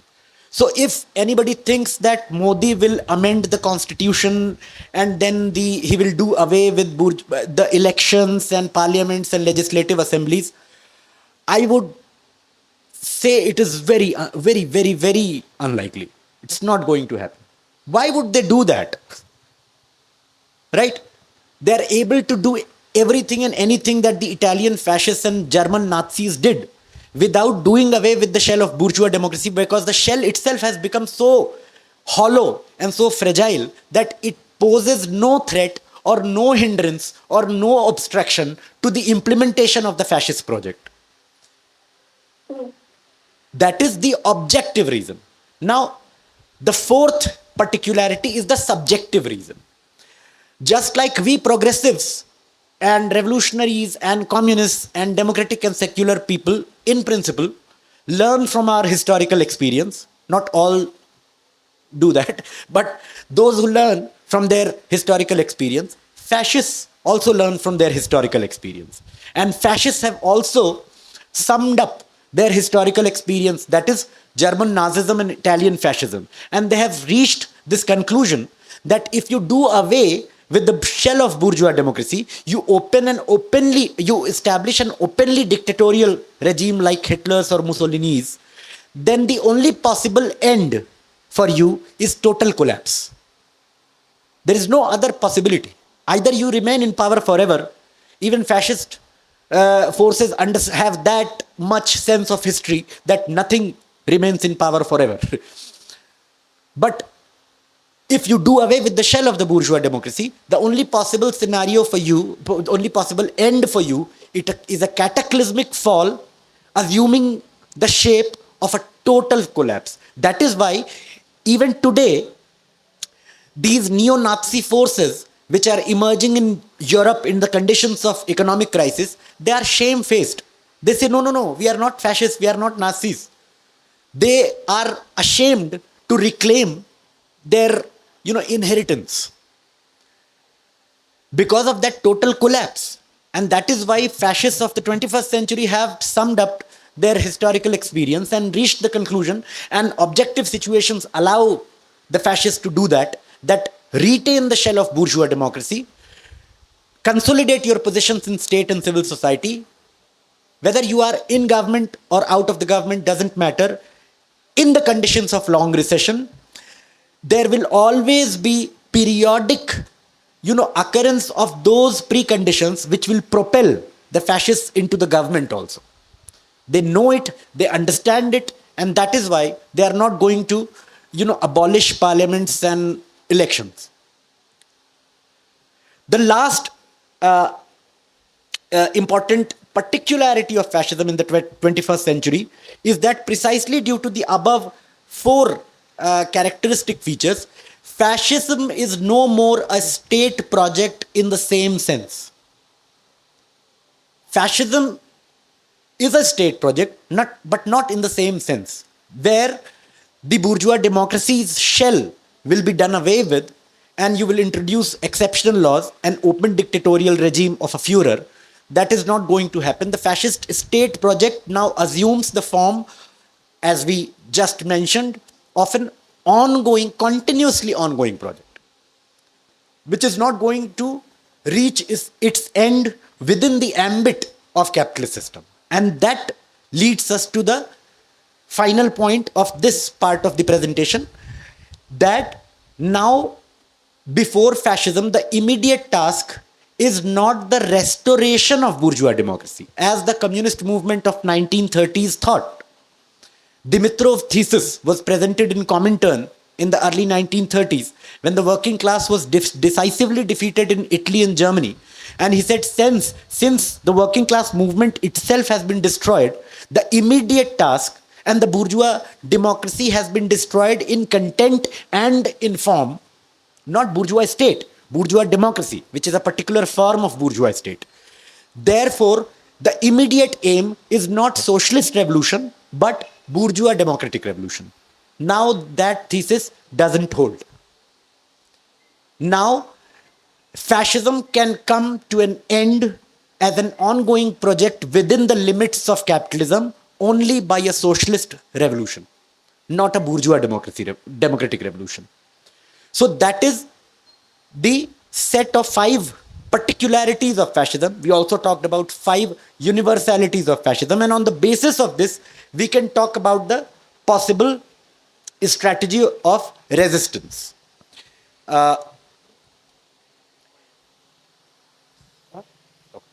So first, let us talk about some general tasks. The first important general task is building of a new revolutionary party. Without a new revolutionary party, the working class cannot constitute itself as a political class. A political class, contrary to a social class, is a class which has a state project, which bears a state project. And proletariat can become a political class only under the leadership of its own revolutionary party. Why? Because spontaneously, the working class has a tendency to involve primarily in economic and trade union struggles. There is a tendency of workerism and economism and trade unionism. So if the working class gives primacy to its immediate particular economic interest instead of its long-term general political interest, then the working class remains as a social class. It does not become a political class. And working class becomes a political class, that is proletariat, only under the leadership of a vanguard revolutionary party. The second point in this element itself is that we need to understand the mass state dialectic, the mass class dialectic, and the party class dialectic. What do I mean by mass state dialectic? This refers to the famous dictum of Marx: masses make history. Now, mind you, Marx did not say proletariat alone makes history. Working class alone does not make history. Masses make history. Proletariat is not the only revolutionary class. That was Marx's argument against Ferdinand Lassalle. Lassalle said that the proletariat is the only revolutionary class. In that sense, Trotsky was an heir of Lassalle. So Marx said masses make history. That is the first point. In mass state, it is mass state dialectic which leads to revolution. But in order to resolve the mass state dialectic, we have to resolve the mass class dialectic, which refers to Marx's second statement. Masses make history, but not without the leadership of the proletariat, which is the most revolutionary class of modern capitalist society, because it is the universal class. It represents the general interests of human society because it has become bereft of private property. So in order for masses to be able to smash the state, they require proletarian leadership. That is the mass class dialectic. But this dialectic itself can be resolved only if the party class dialectic is resolved. That is, a party, that is the advanced detachment of the proletariat, assumes the leadership of the working class and enables it to become a political class which is free from the deviations of trade unionism and economism, and that is why it assumes the power to lead the masses, because it does not give primacy to its immediate particular economic interest. It gives primacy to its long-term general political interests. These are elements which I would be happy to elaborate during the question answer session, but since the time is limited, I have to rush through. So these 3 dialectic have to be resolved: party class dialectic in order to resolve the class mass dialectic, and class mass dialectic in order to resolve the mass state dialectic. That is the dynamic, that is the theory of revolution of Marx, basically. The second, so that is why party class dialectic becomes the principal task of today. Principal general task of today. That is the building of a new revolutionary party. That is on the agenda of progressive revolutionary movement today. The second general task is building militant mass movements of the classes and sections of the masses. Classes like lower middle class, working class, poor peasantry, etc. And sections like women, Dalits, all the oppressed sections of the society, oppressed nations and nationalities, etc. etc. To build militant mass movements of classes and sections of the masses. That is the second general task, that is building radical militant student movement, radical militant youth movement, radical militant anti-caste movement based not on identity but on class, radical militant anti-patriarchy movement based not on identity but on class, radical militant poor peasant movement for their own particular rights. Why these militant mass movements are important? Because it attacks at the root of fascist politics. Fascist politics thrives on the misarticulation of real class contradictions. You know, class contradictions are real, but fascist politics misarticulates it by giving a false enemy to the petty bourgeoisie. But when you reveal the real enemy, the real responsible force for the economic and social insecurity of the masses in general, it works as an antidote to fascist propaganda. It is true that these scattered mass movements cannot assume a subversive character without the leadership of a party, because it is the task of the party to link all these militant mass movements and give it the form of a general revolutionary political movement. Otherwise, all these movements in and by themselves cannot bring a systemic change. But even if they don't, even if there is no such party as yet, building militant mass movement is important because it attacks the core and root of fascist politics. The third general task is formation of a united front of the working class against fascism. It doesn't mean that such a front will not include other classes. It simply means that such a front should be formed by the revolutionary organizations, which will exclude the bourgeois and social democratic organizations. Why I am saying this? For example, if you form a general popular anti-fascist front today, the moment such a front will start to resist fascism on the streets, the bourgeois and social democratic parties will try to limit it within the limits of bourgeois legality. It will talk about that even the fascists, what happened in JNU when Kanhaiya Kumar was there, even the fascists have the right to speak. The answer is a resounding no. You can be moral and ethical with an enemy who is moral and ethical. That is why British working class understood something which the liberal intelligentsia of India has not understood at all, even today. British working class gave a slogan that the only way to argue with a fascist is to acquaint his head with the pavement. There is no other possible way. The moment you build that kind of militant, revolutionary, radical anti-fascist movement, for example, the British working class and European working class in general formed factory hundreds. These were squads which used to fight against fascists on street. The moment you do that, and that is, believe me, the only effective strategy to fight fascists. With your candlelight vigils, unko khujli bhi nahi hota hai. They laugh at you. So we should be very clear about it. So that is the only possible effective strategy against fascism.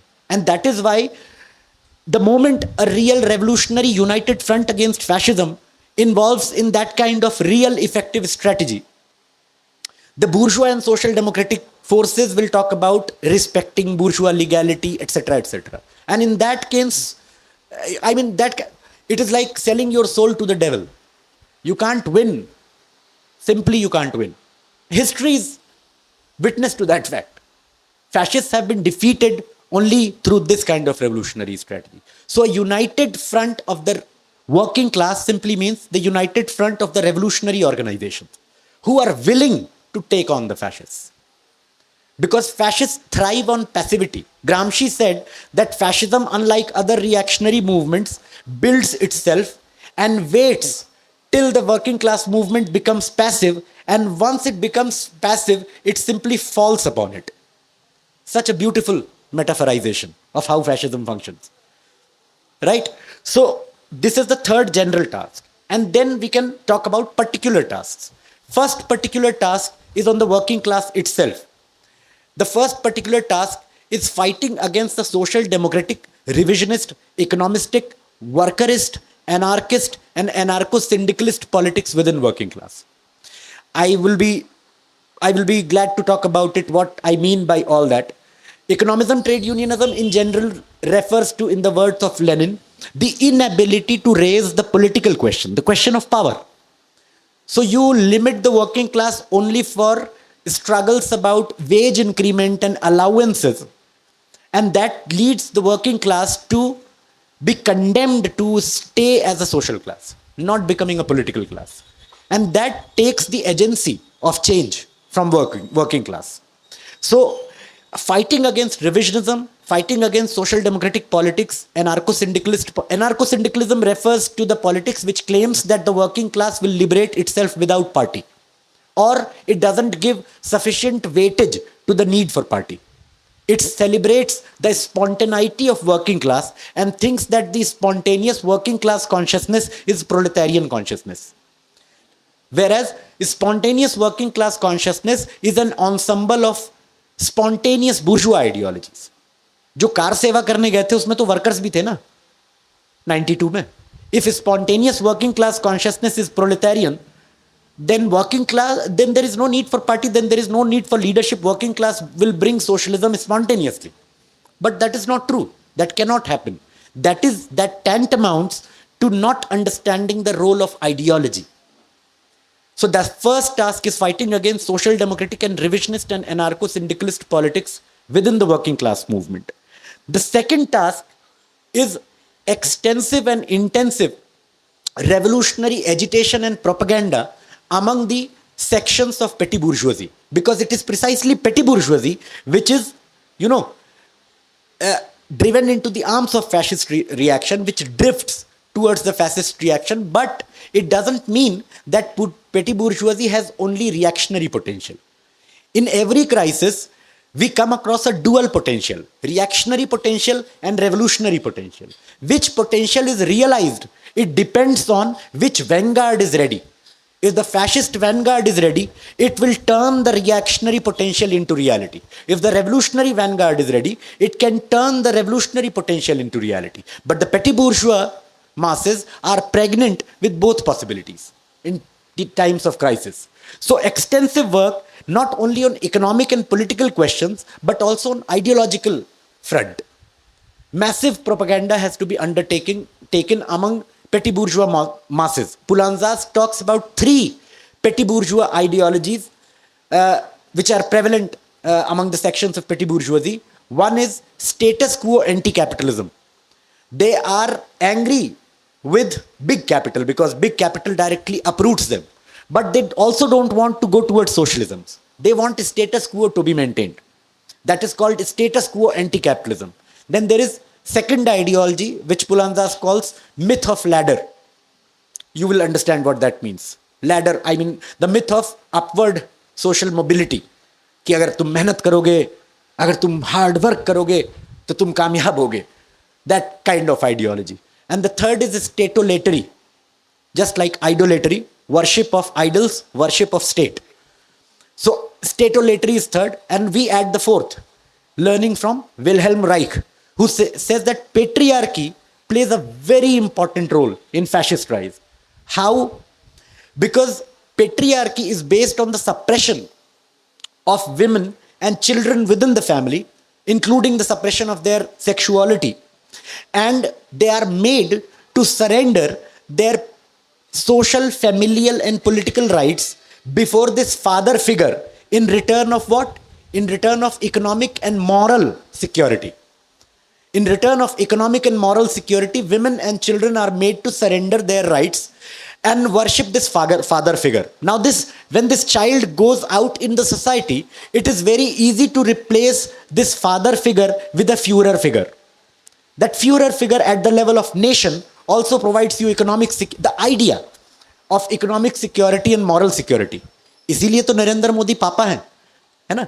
Sambit Patra said in an interview, yes, Modi is father of the nation. This is not a chance that he said this. I mean, it was a Freudian slip, basically. Modi is papa just like papa is papa in a family. Like, So that is how the father figure is replaced with Führer figure with a sleight of hand, political sleight of hand. So patriarchy also. So agitation and propaganda within the petty bourgeois classes, not only on economic and social issues, for example, revealing before them that the actual responsible for reason for unemployment, inflation, this NTA scam, all of that is the fascist government. But that is not sufficient.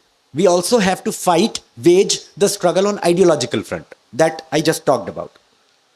The third is the communists should revive their tradition of revolutionary institutionalized reform work to develop what we call organic social base among the masses. RSS learned this from Mussolini.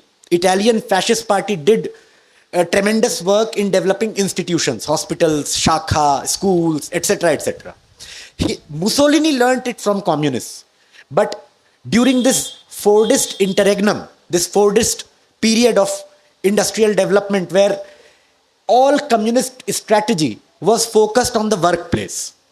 You fight only for economic rights on the workplace, you fight for wages, you fight for allowances, but you become absent from the neighborhoods, the working class colonies, the lower middle class colonies. This was precisely, you can read this, what is happening to me, the name of this, the Maharashtrian historian, Rajnarayan Chandavarkar. He has worked on the collapse of communist trade union movement in Bombay and why Shiv Sena defeated communists after the murder of Krishna Desai. Because Shiv Sena percolated into the neighborhoods and communists were limited to workplace only. And that is, what is this? This is due to economism, trade unionism.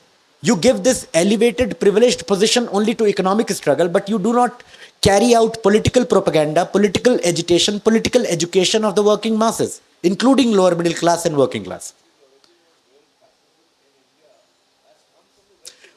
Can you please note down your remark? Let me just finish my presentation. So that is one of the most important thing to understand. So communists need to revive their own tradition of revolutionary institutionalized reform work and perform their own molecular permeation. I can talk about this in the question answer session if there is any question about it. One more thing. This is also necessary because you cannot say that since your politics represents the politics of truth, the politics of justice, equality, democracy, secularism, it will automatically become successful. Even the politics of truth finds resonance among the masses if you have a social base amongst them. So you need to not only have the politics of truth, but you also need to have an organic support base among the working masses through this revolutionary institutionalized reform work and creative work. So we also need to build all those institutions, not learning from the fascists, reviving our own tradition. Fourth is developing revolutionary work and organization in rural areas. Historically, the fascists have been very weak in rural areas. Even if you look at the voting pattern this time, they got more votes in urban areas as compared to the rural areas. And that has been the voting pattern for BJP all along when BJP came into existence. They are basically, historically speaking, originally they were urban party of mercantile class. Baman Baniya party. That's what they were used to call.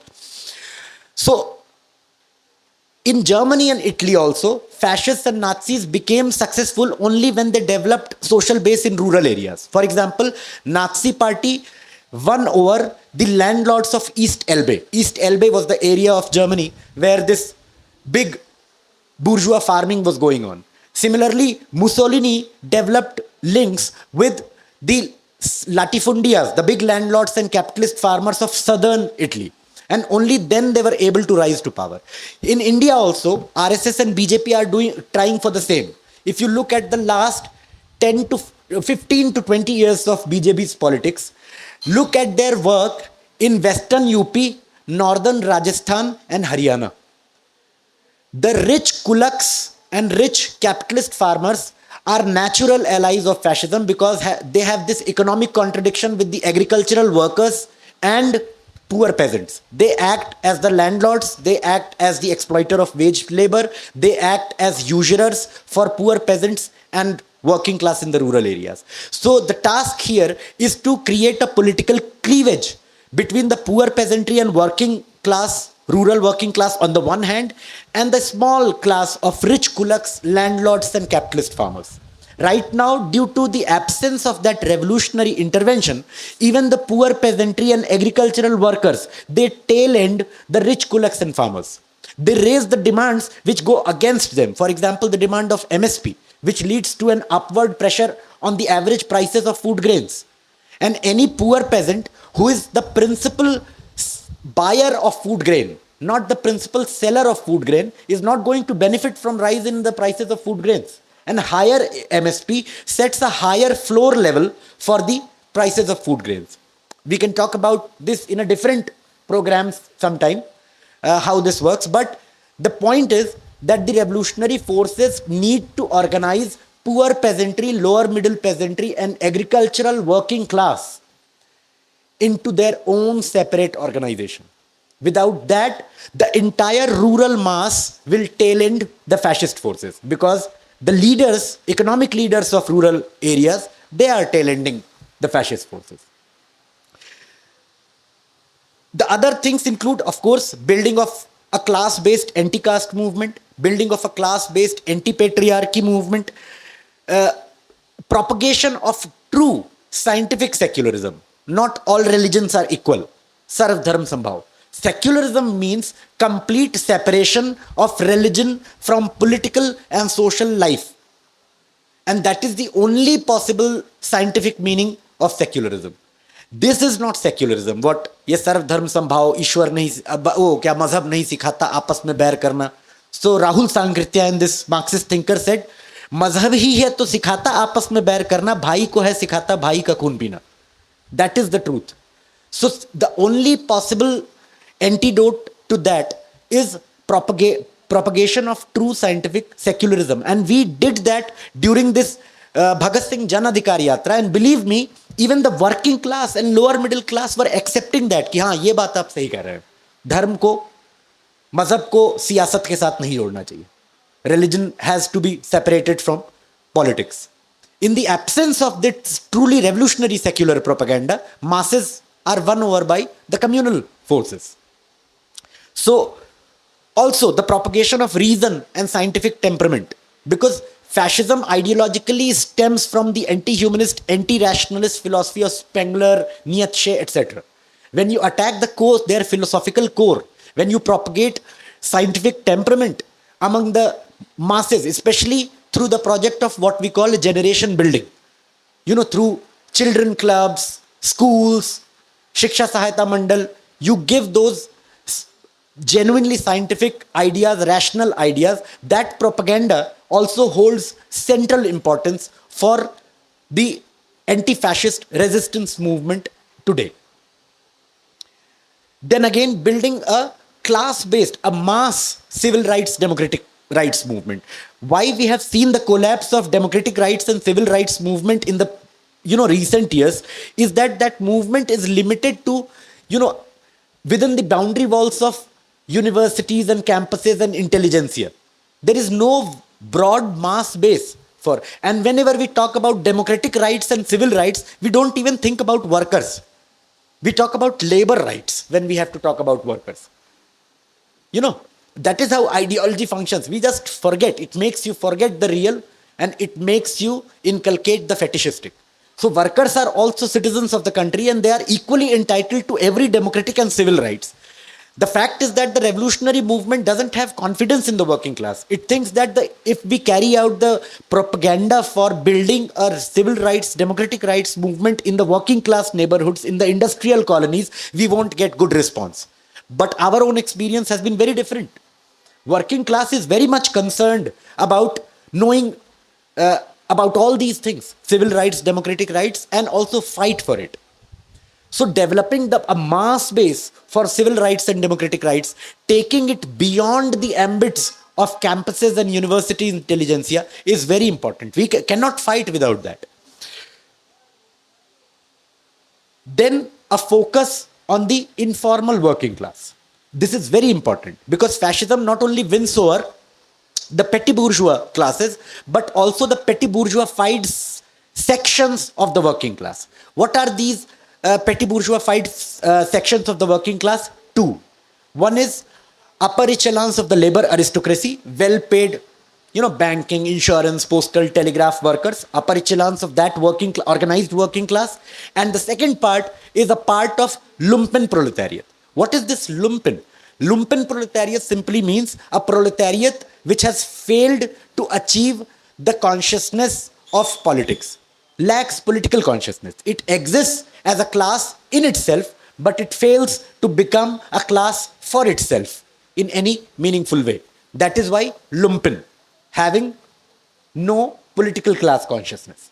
And that is why parts of lumpen proletariat is also won over by fascists. And that is why, and a big part of this lumpen proletariat is in the informal sector. And otherwise also, if you look at the demographic profile of Indian industrial working class, 93% of it works in the unorganized informal sector. You cannot build a revolutionary militant workers movement without organizing this overwhelming majority of the working class. And finally, building a revolutionary cultural movement and building a revolutionary alternative media. I can talk about it later because time is finished. There are other tasks also, but these are some of the particular tasks which we have to undertake. It's difficult. It's a protracted struggle. It is a long journey, but this is what we need to do. And that is why only through understanding the particularities and universalities of fascism and then situating the renewal of revolutionary strategy in present times. That is the difficult but interesting tasks we are faced with. Thank you.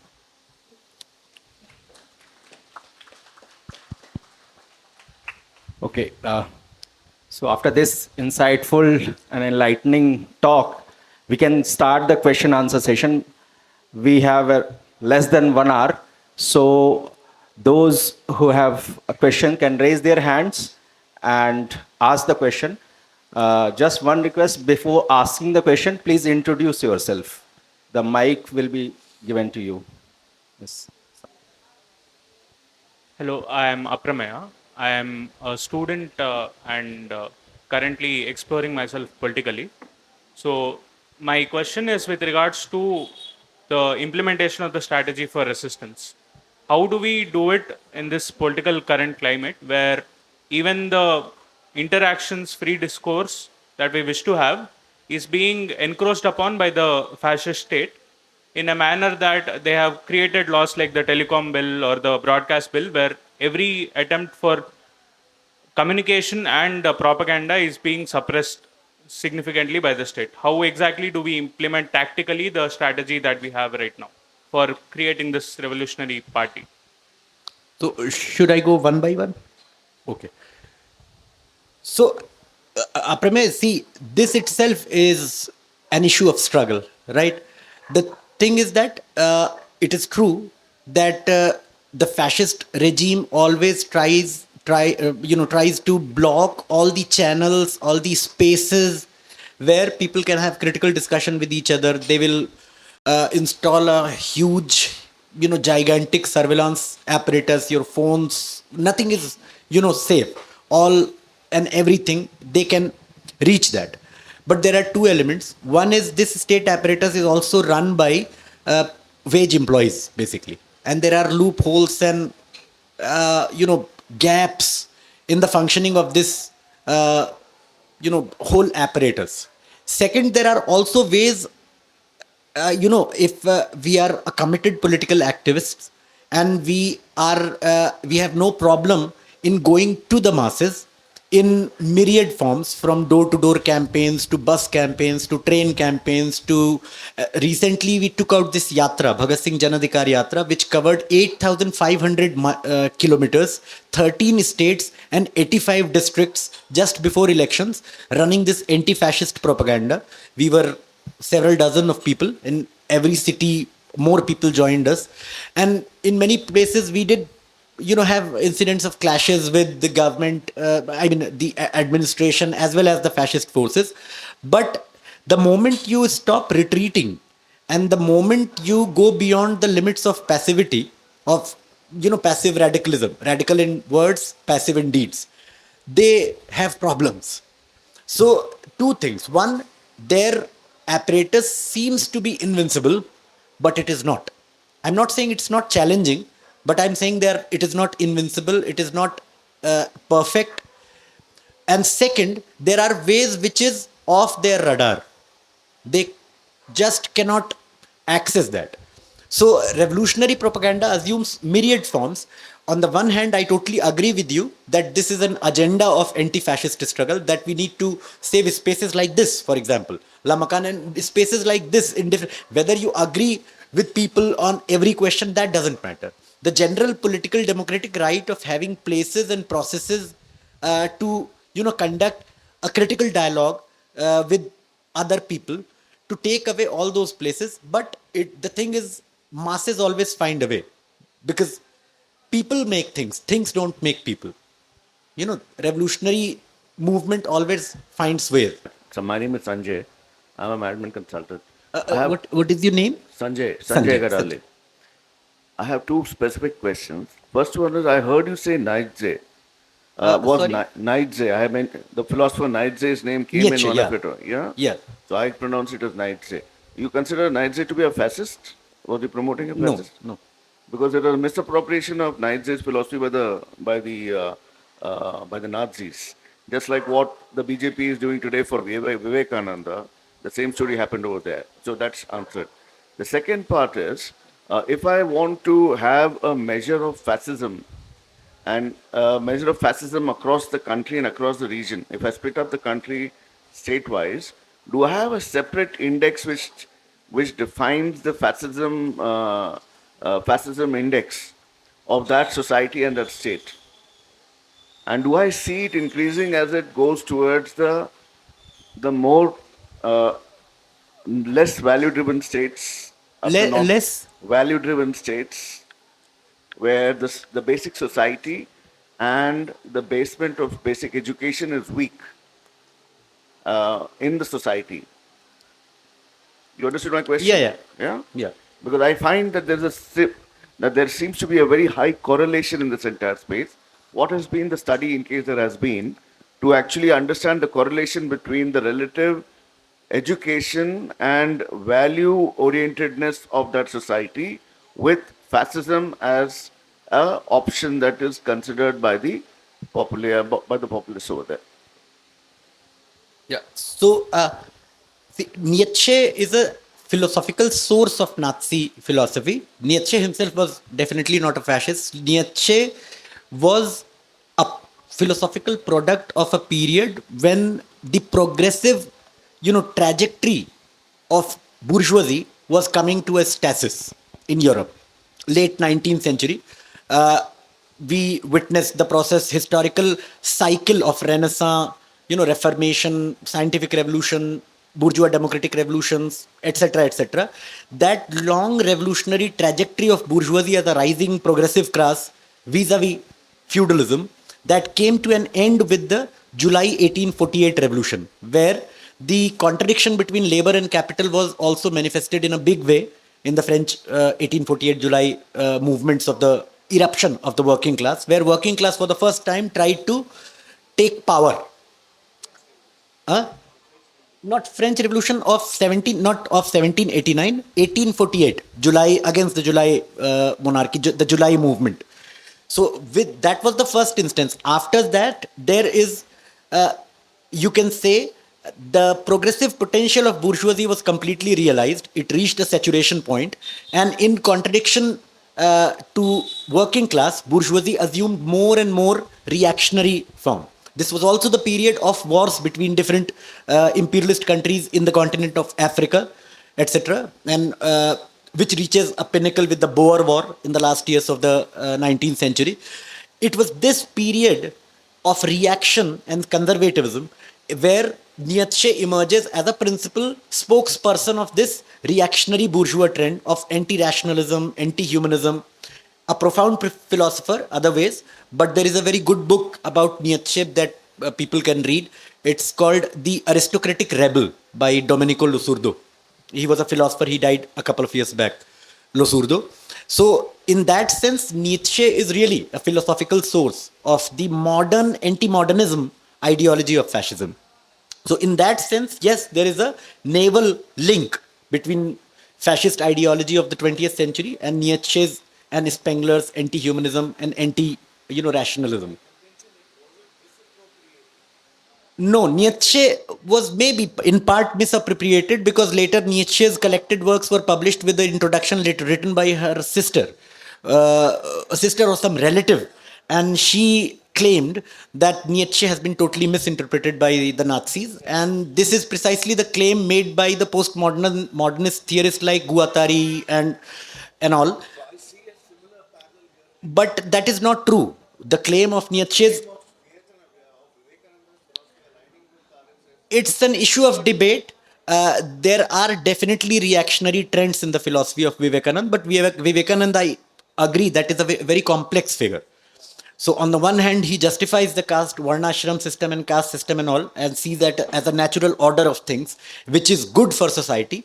There is a work by him called Caste and Socialism, where he kind of presents his model of things. So I wouldn't talk in binaries that he was whether misappropriated or appropriated correctly.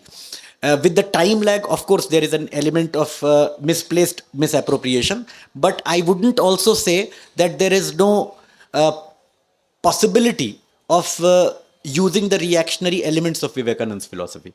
And in case of Nietzsche and Nazis, there was a much more direct relation between the two.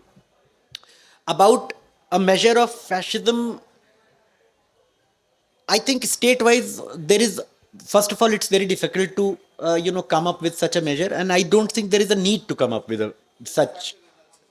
Yeah, I understand that. And many people in the world have done it.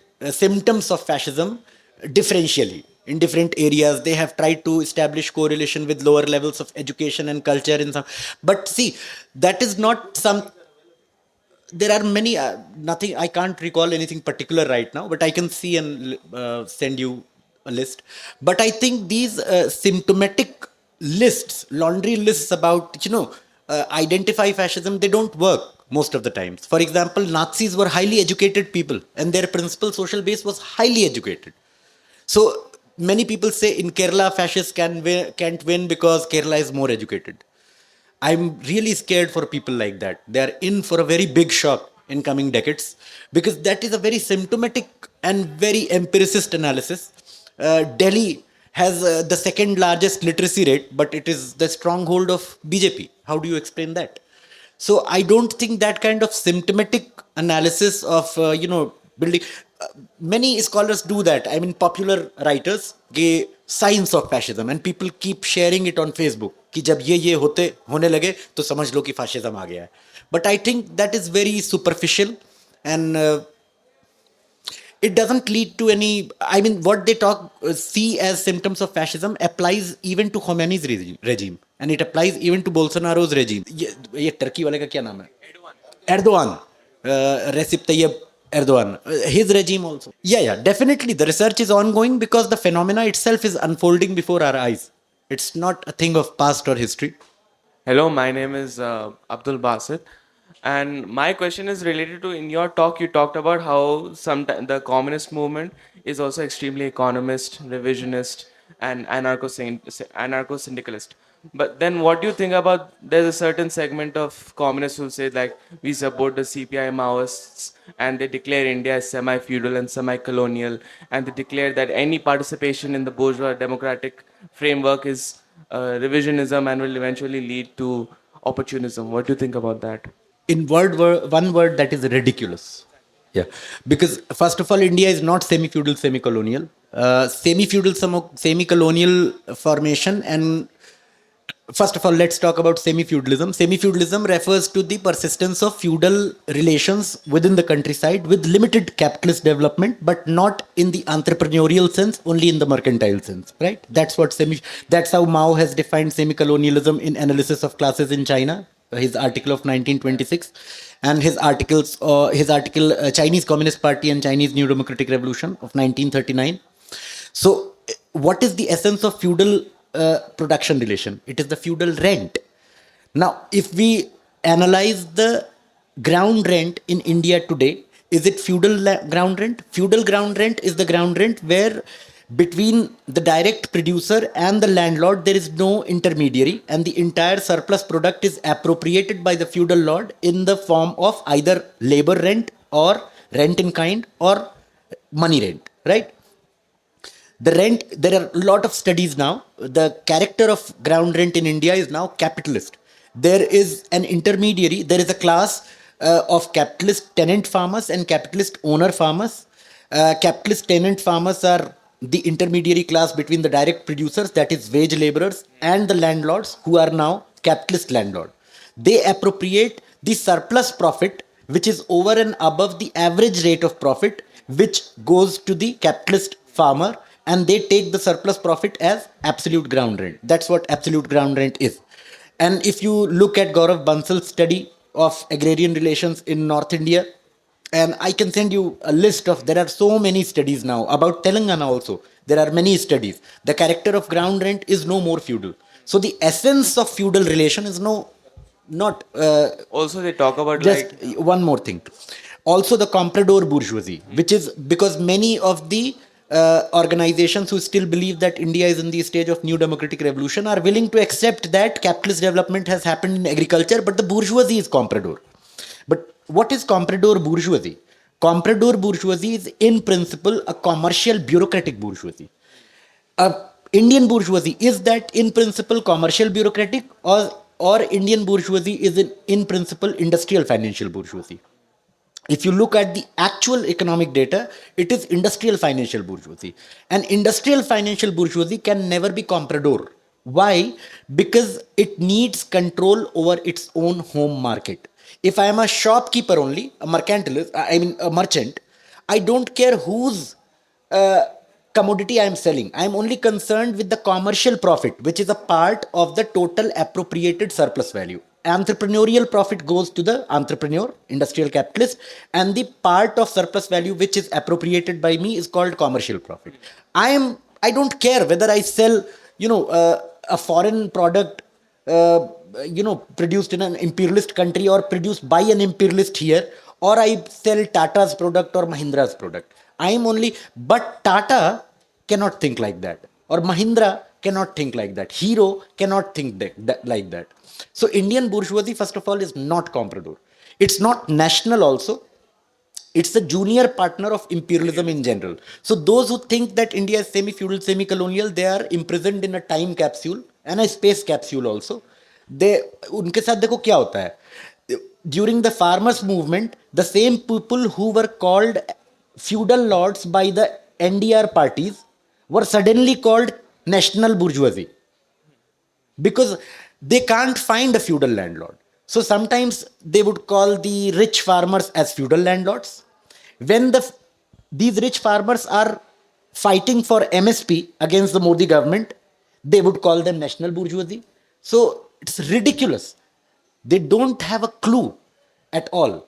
And the second thing, the rejection of bourgeois elections is also ridiculous. Lenin was very clear about it. He said even in the most reactionary institutions, Duma, we should, in fact, in the most, they participated in the most reactionary Duma, and they self-criticized the Bolsheviks that we should have participated in the previous Duma, which was much more democratic. So Lenin gives a very simple dictum. He says, except in the conditions of insurrection and political crisis of the ruling class, there is no justification for boycott of elections. This is very clear in Lenin.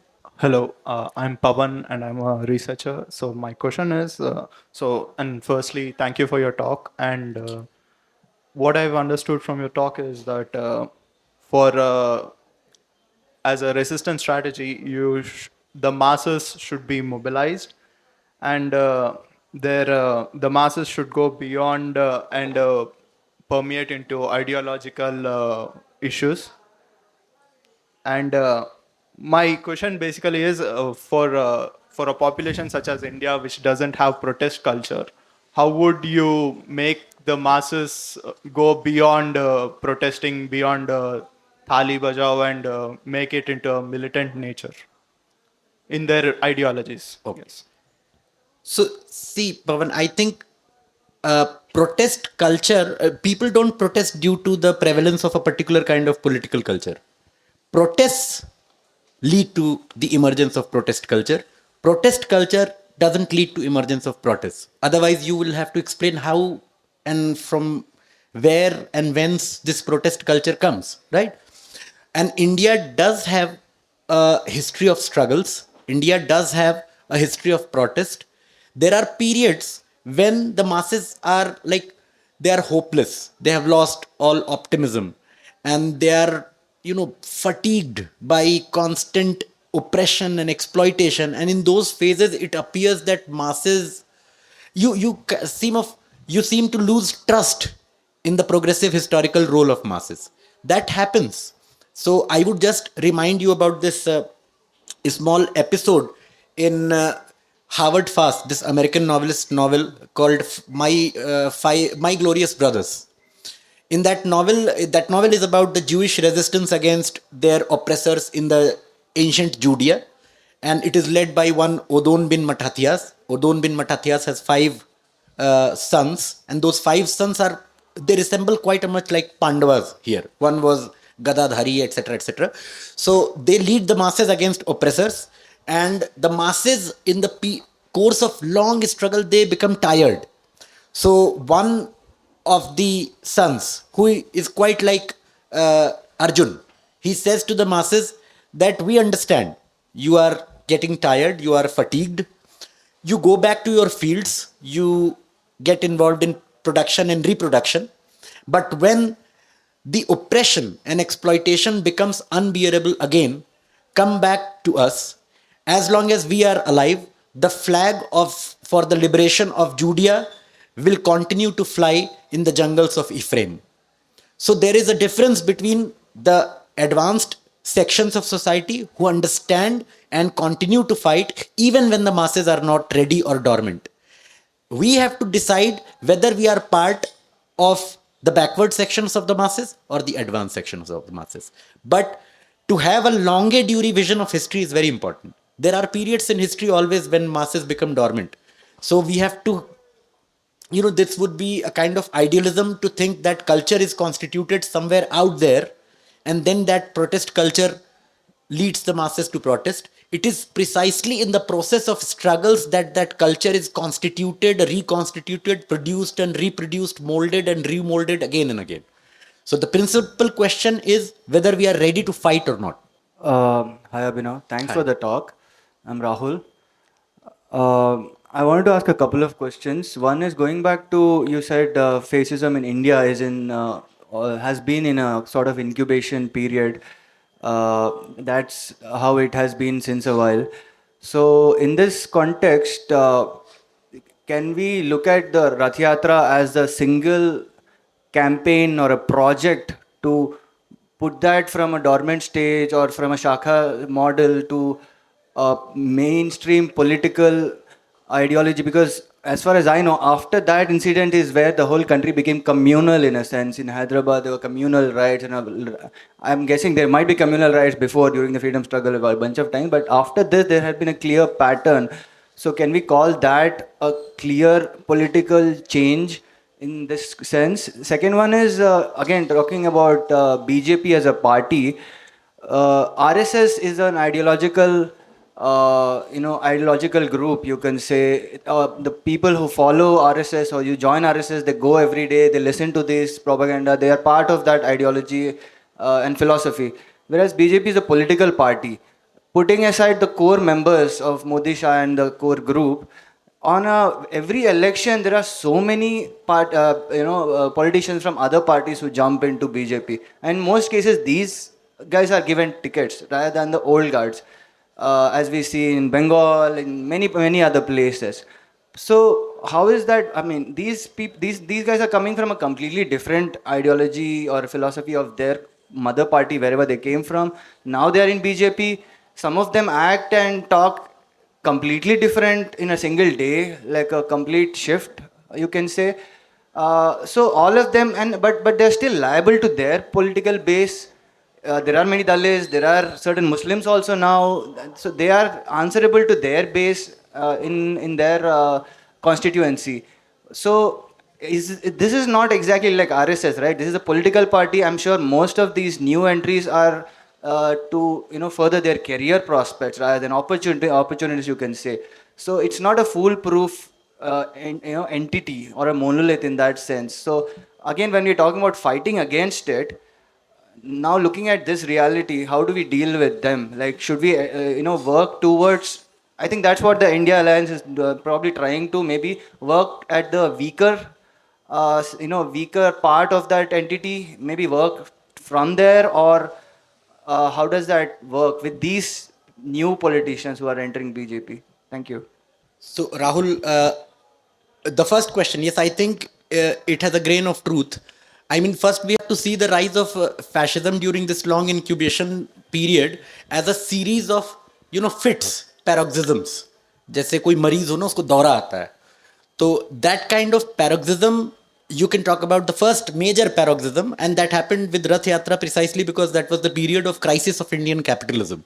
And people were facing economic, social insecurities. There was a ground for blind reaction. And that is the time when fascists who had been preparing themselves organizationally and ideologically till that time, but had failed till that time to emerge as a reactionary social movement, found their first opportunity. So if you look at the history of this Go Raksha campaign, RSS tried twice before 1980s. One was late 1960s and then early 1970s, but it could not find traction among the masses. See, but the same Go Raksha campaign found greater traction since the 1980s because the conditions for that were sufficient. There was not something intrinsically reactionary among the masses due to which they were attracted to this kind of fascist propaganda. It was the conditions which prepared the masses to go towards that. So in that sense, yes, Yatra was the first major paroxysm of Indian fascism. The second major paroxysm was the demolition of Babri Masjid. The third paroxysm was the formation of Vajpayee government and then Godhra incident and Gujarat genocide. And then coming to power of Modi government. You can talk about 4 or 5 milestones or major paroxysmic episodes of Indian fascism. So yes, every time this paroxysm happens, it brings the reactionary potential from a dormant state to an active state. That is true. You are right in that. Secondly, see, the party is RSS. BJP is its electoral front, number one. Number two, you see, many fascists have always been pragmatic as far as their electoral front and electoral strategy is concerned. In Indian case, the party and electoral front are different. In German case and Italian case, they were the same, right? But here it is different and it is much more hegemonic and effective of them and for them to have a separate RSS which continues to say that we are mere cultural organization, etc. And an electoral front which is very pragmatic in its functioning. It can induct various people, but so did the Nazis. For example, you talk about DVB, the party with which the Nazis formed a coalition government just before the introduction of exceptional laws by Hitler. Most of these leaders joined Nazi party. So that has been happening with Nazis everywhere, fascists everywhere, where they are very pragmatic about their principle is whatever works. So if it works to induct people from Trinamool Congress or anywhere else, now the intentions of these people who are jumping the ship and joining BJP might be totally different. They are joining due to their own pragmatic consideration, their political careerism. But that doesn't affect the essential fascist character of BJP, because ultimately these people who for example, Sachin, who joined this, the other Scindia, what is his son's name? Madhav Scindia? Jyotiraditya Scindia joined BJP. So those who have joined, they don't have a role in policy making. They can only, kowtow before the classical fascist leadership within the party. Anyway, they are there for only political careerist gains. So they are not even bothered about, gaining that privileged position of becoming a part of the policy making body. The same is true for allies also. They can join, and all the fascists and Nazis also formed alliances with different bourgeois parties. So this, definitely you are right, it creates an optical illusion that there is so much plurality in this phenomena that it is very difficult to characterize or present a monolithic or homogeneous image of the whole thing. But in essence, it is indeed fascist, in homogeneously fascist, their policy making and all, because the fascism itself has pragmatism as one of its component elements. So it allows them a greater, what is it called, leeway and maneuvering space, so they can induct various people. So India bloc, I mean, they are riding on the wave of economic discontent. If you look at the increase in the seats of the uh, component parts of India bloc, most of the places, for example, UP results were surprising for a lot of people. But during our yatra, we did say that BJP is going to lose big time in UP, because we were going in villages, door to door, houses to houses, and the sentiment was very clear. But and most of the people now are trying to do a caste based analysis ki OBC vote, a part of it drifted away from BJP, etc., etc. But actual is economic discontent. Student youth voted across castes against BJP overwhelmingly due to these leaks and all. Moreover, among the OBCs, there, if you look at the class breakup, the more well-to-do sections in the OBCs stuck with BJP. But the lower echelons and middle echelons, they drifted away from BJP. So it's very easy to misunderstand the whole situation in caste terms, because there is a partial overlapping between castes and class. So bulk of OBC population is working population. A small section, 15, 17%, or maybe not even that big, maybe 12, 13% comes in the richer part. Rest of the people are middle class, lower class, working class, basically. So India, I don't know how long this bloc is going to survive, because its agenda is negative. As soon as that uniting factor is gone, my own prognosis is it's going to crumble. But Congress might see a rise due to a variety of factors, even if India fails to see tomorrow. So India bloc is not working on the weaker part of the BJP bloc. They can't. In fact, you cannot find major examples of ship jumping from NDA to India. But you can find major examples of ship jumping from India to NDA. So I'm not sure how far that strategy is going to work. Hi, my name is Anil Thota. I'm from IT. Just a controversial question. What's wrong with fascism? So you're talking about high-level political. So let's take lower level. Let's take TCS, IT company. It has 2 lakh employees, or any big company. Within that company, the fascism works perfectly. Let's take media, not media, the film industry. The top players, this fascism works perfectly. And due to this, what do you call, centralized fascist control, the IT population is making 40% profit. So what's wrong? Who is making 40% profit? The IT industry, because the cost arbitrage, right? Here the labor is cheap, so we'll just pressurize them, and the company is making 40% profit, and a lot of people from villages are getting abroad, and the model is working. Outer Ring Road is developing.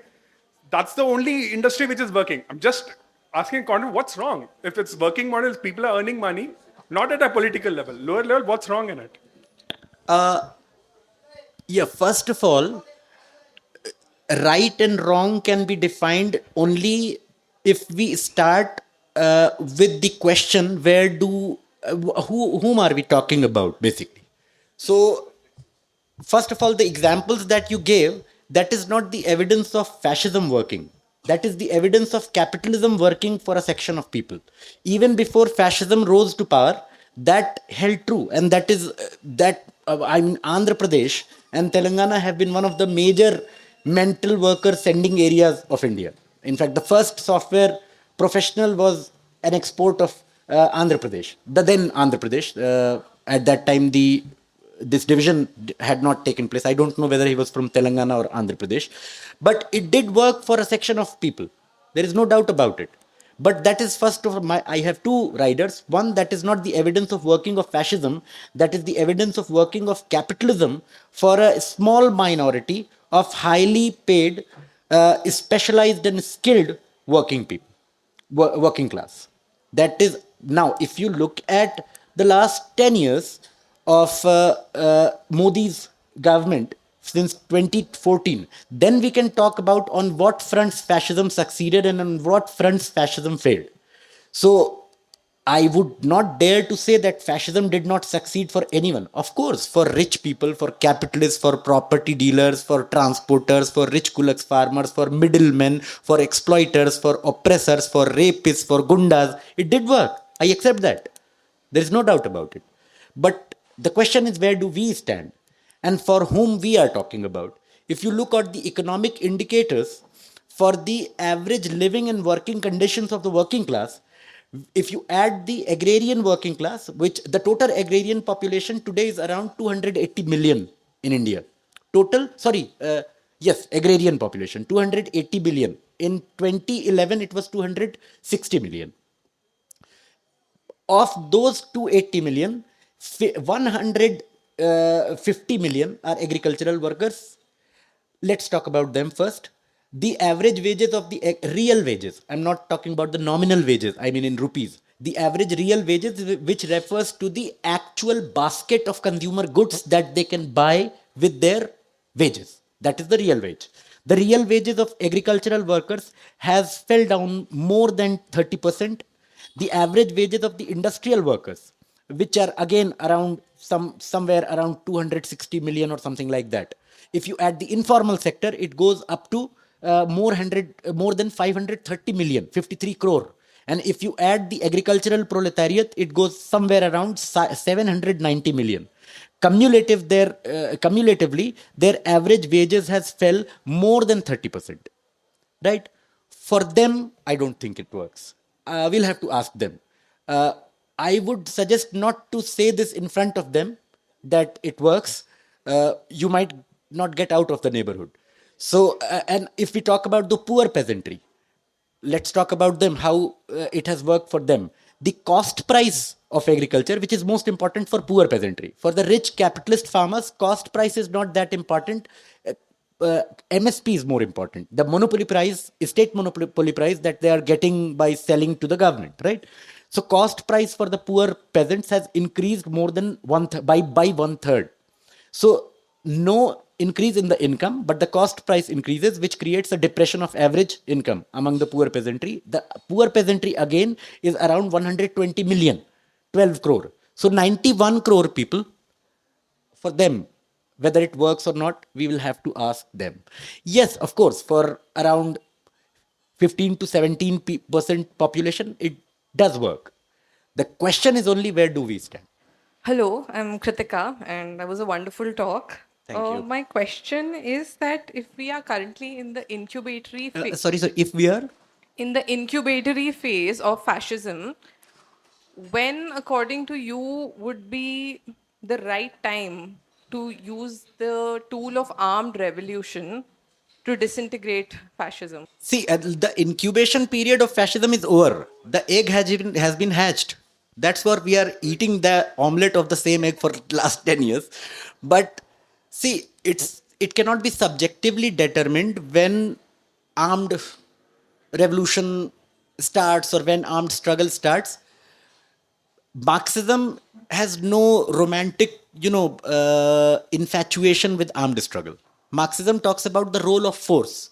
Role of force often assumes the form of armed struggle. For example, in the storming of Winter Palace during the Russian Revolution, a very negligible armed struggle happened. Most of the ruling class just fled when the workers attacked the Winter Palace in Petersburg. So, but violence did take place, philosophically speaking, because there was a role of force. Fact of violence was there, right?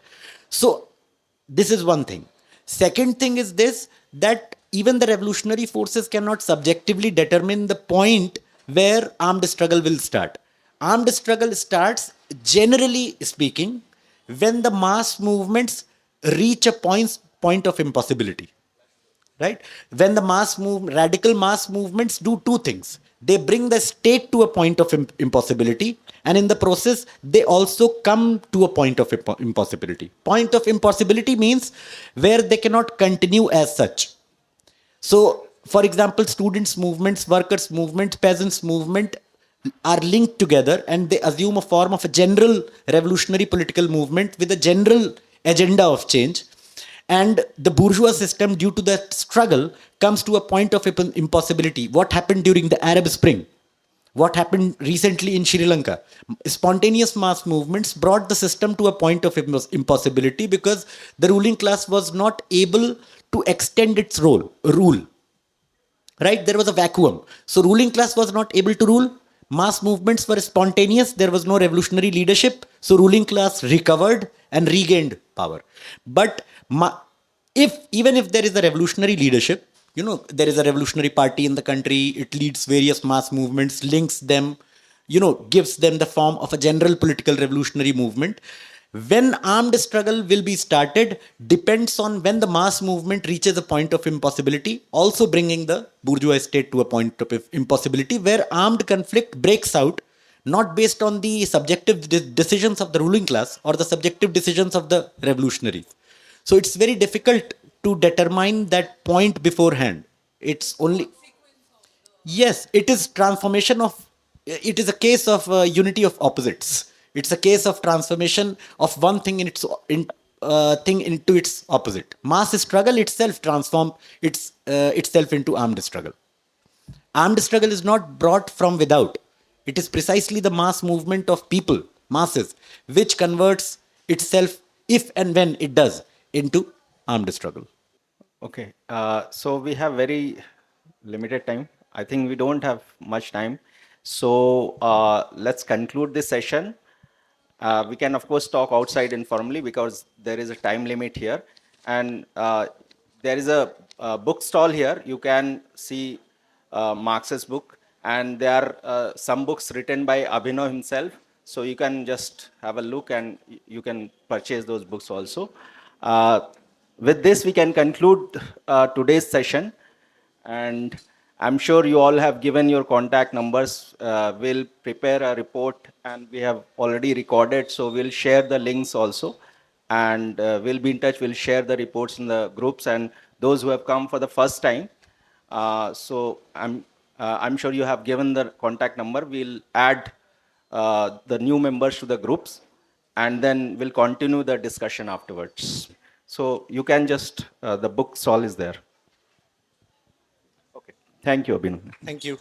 Thank you. And thank you, Lamakaan, for giving this space.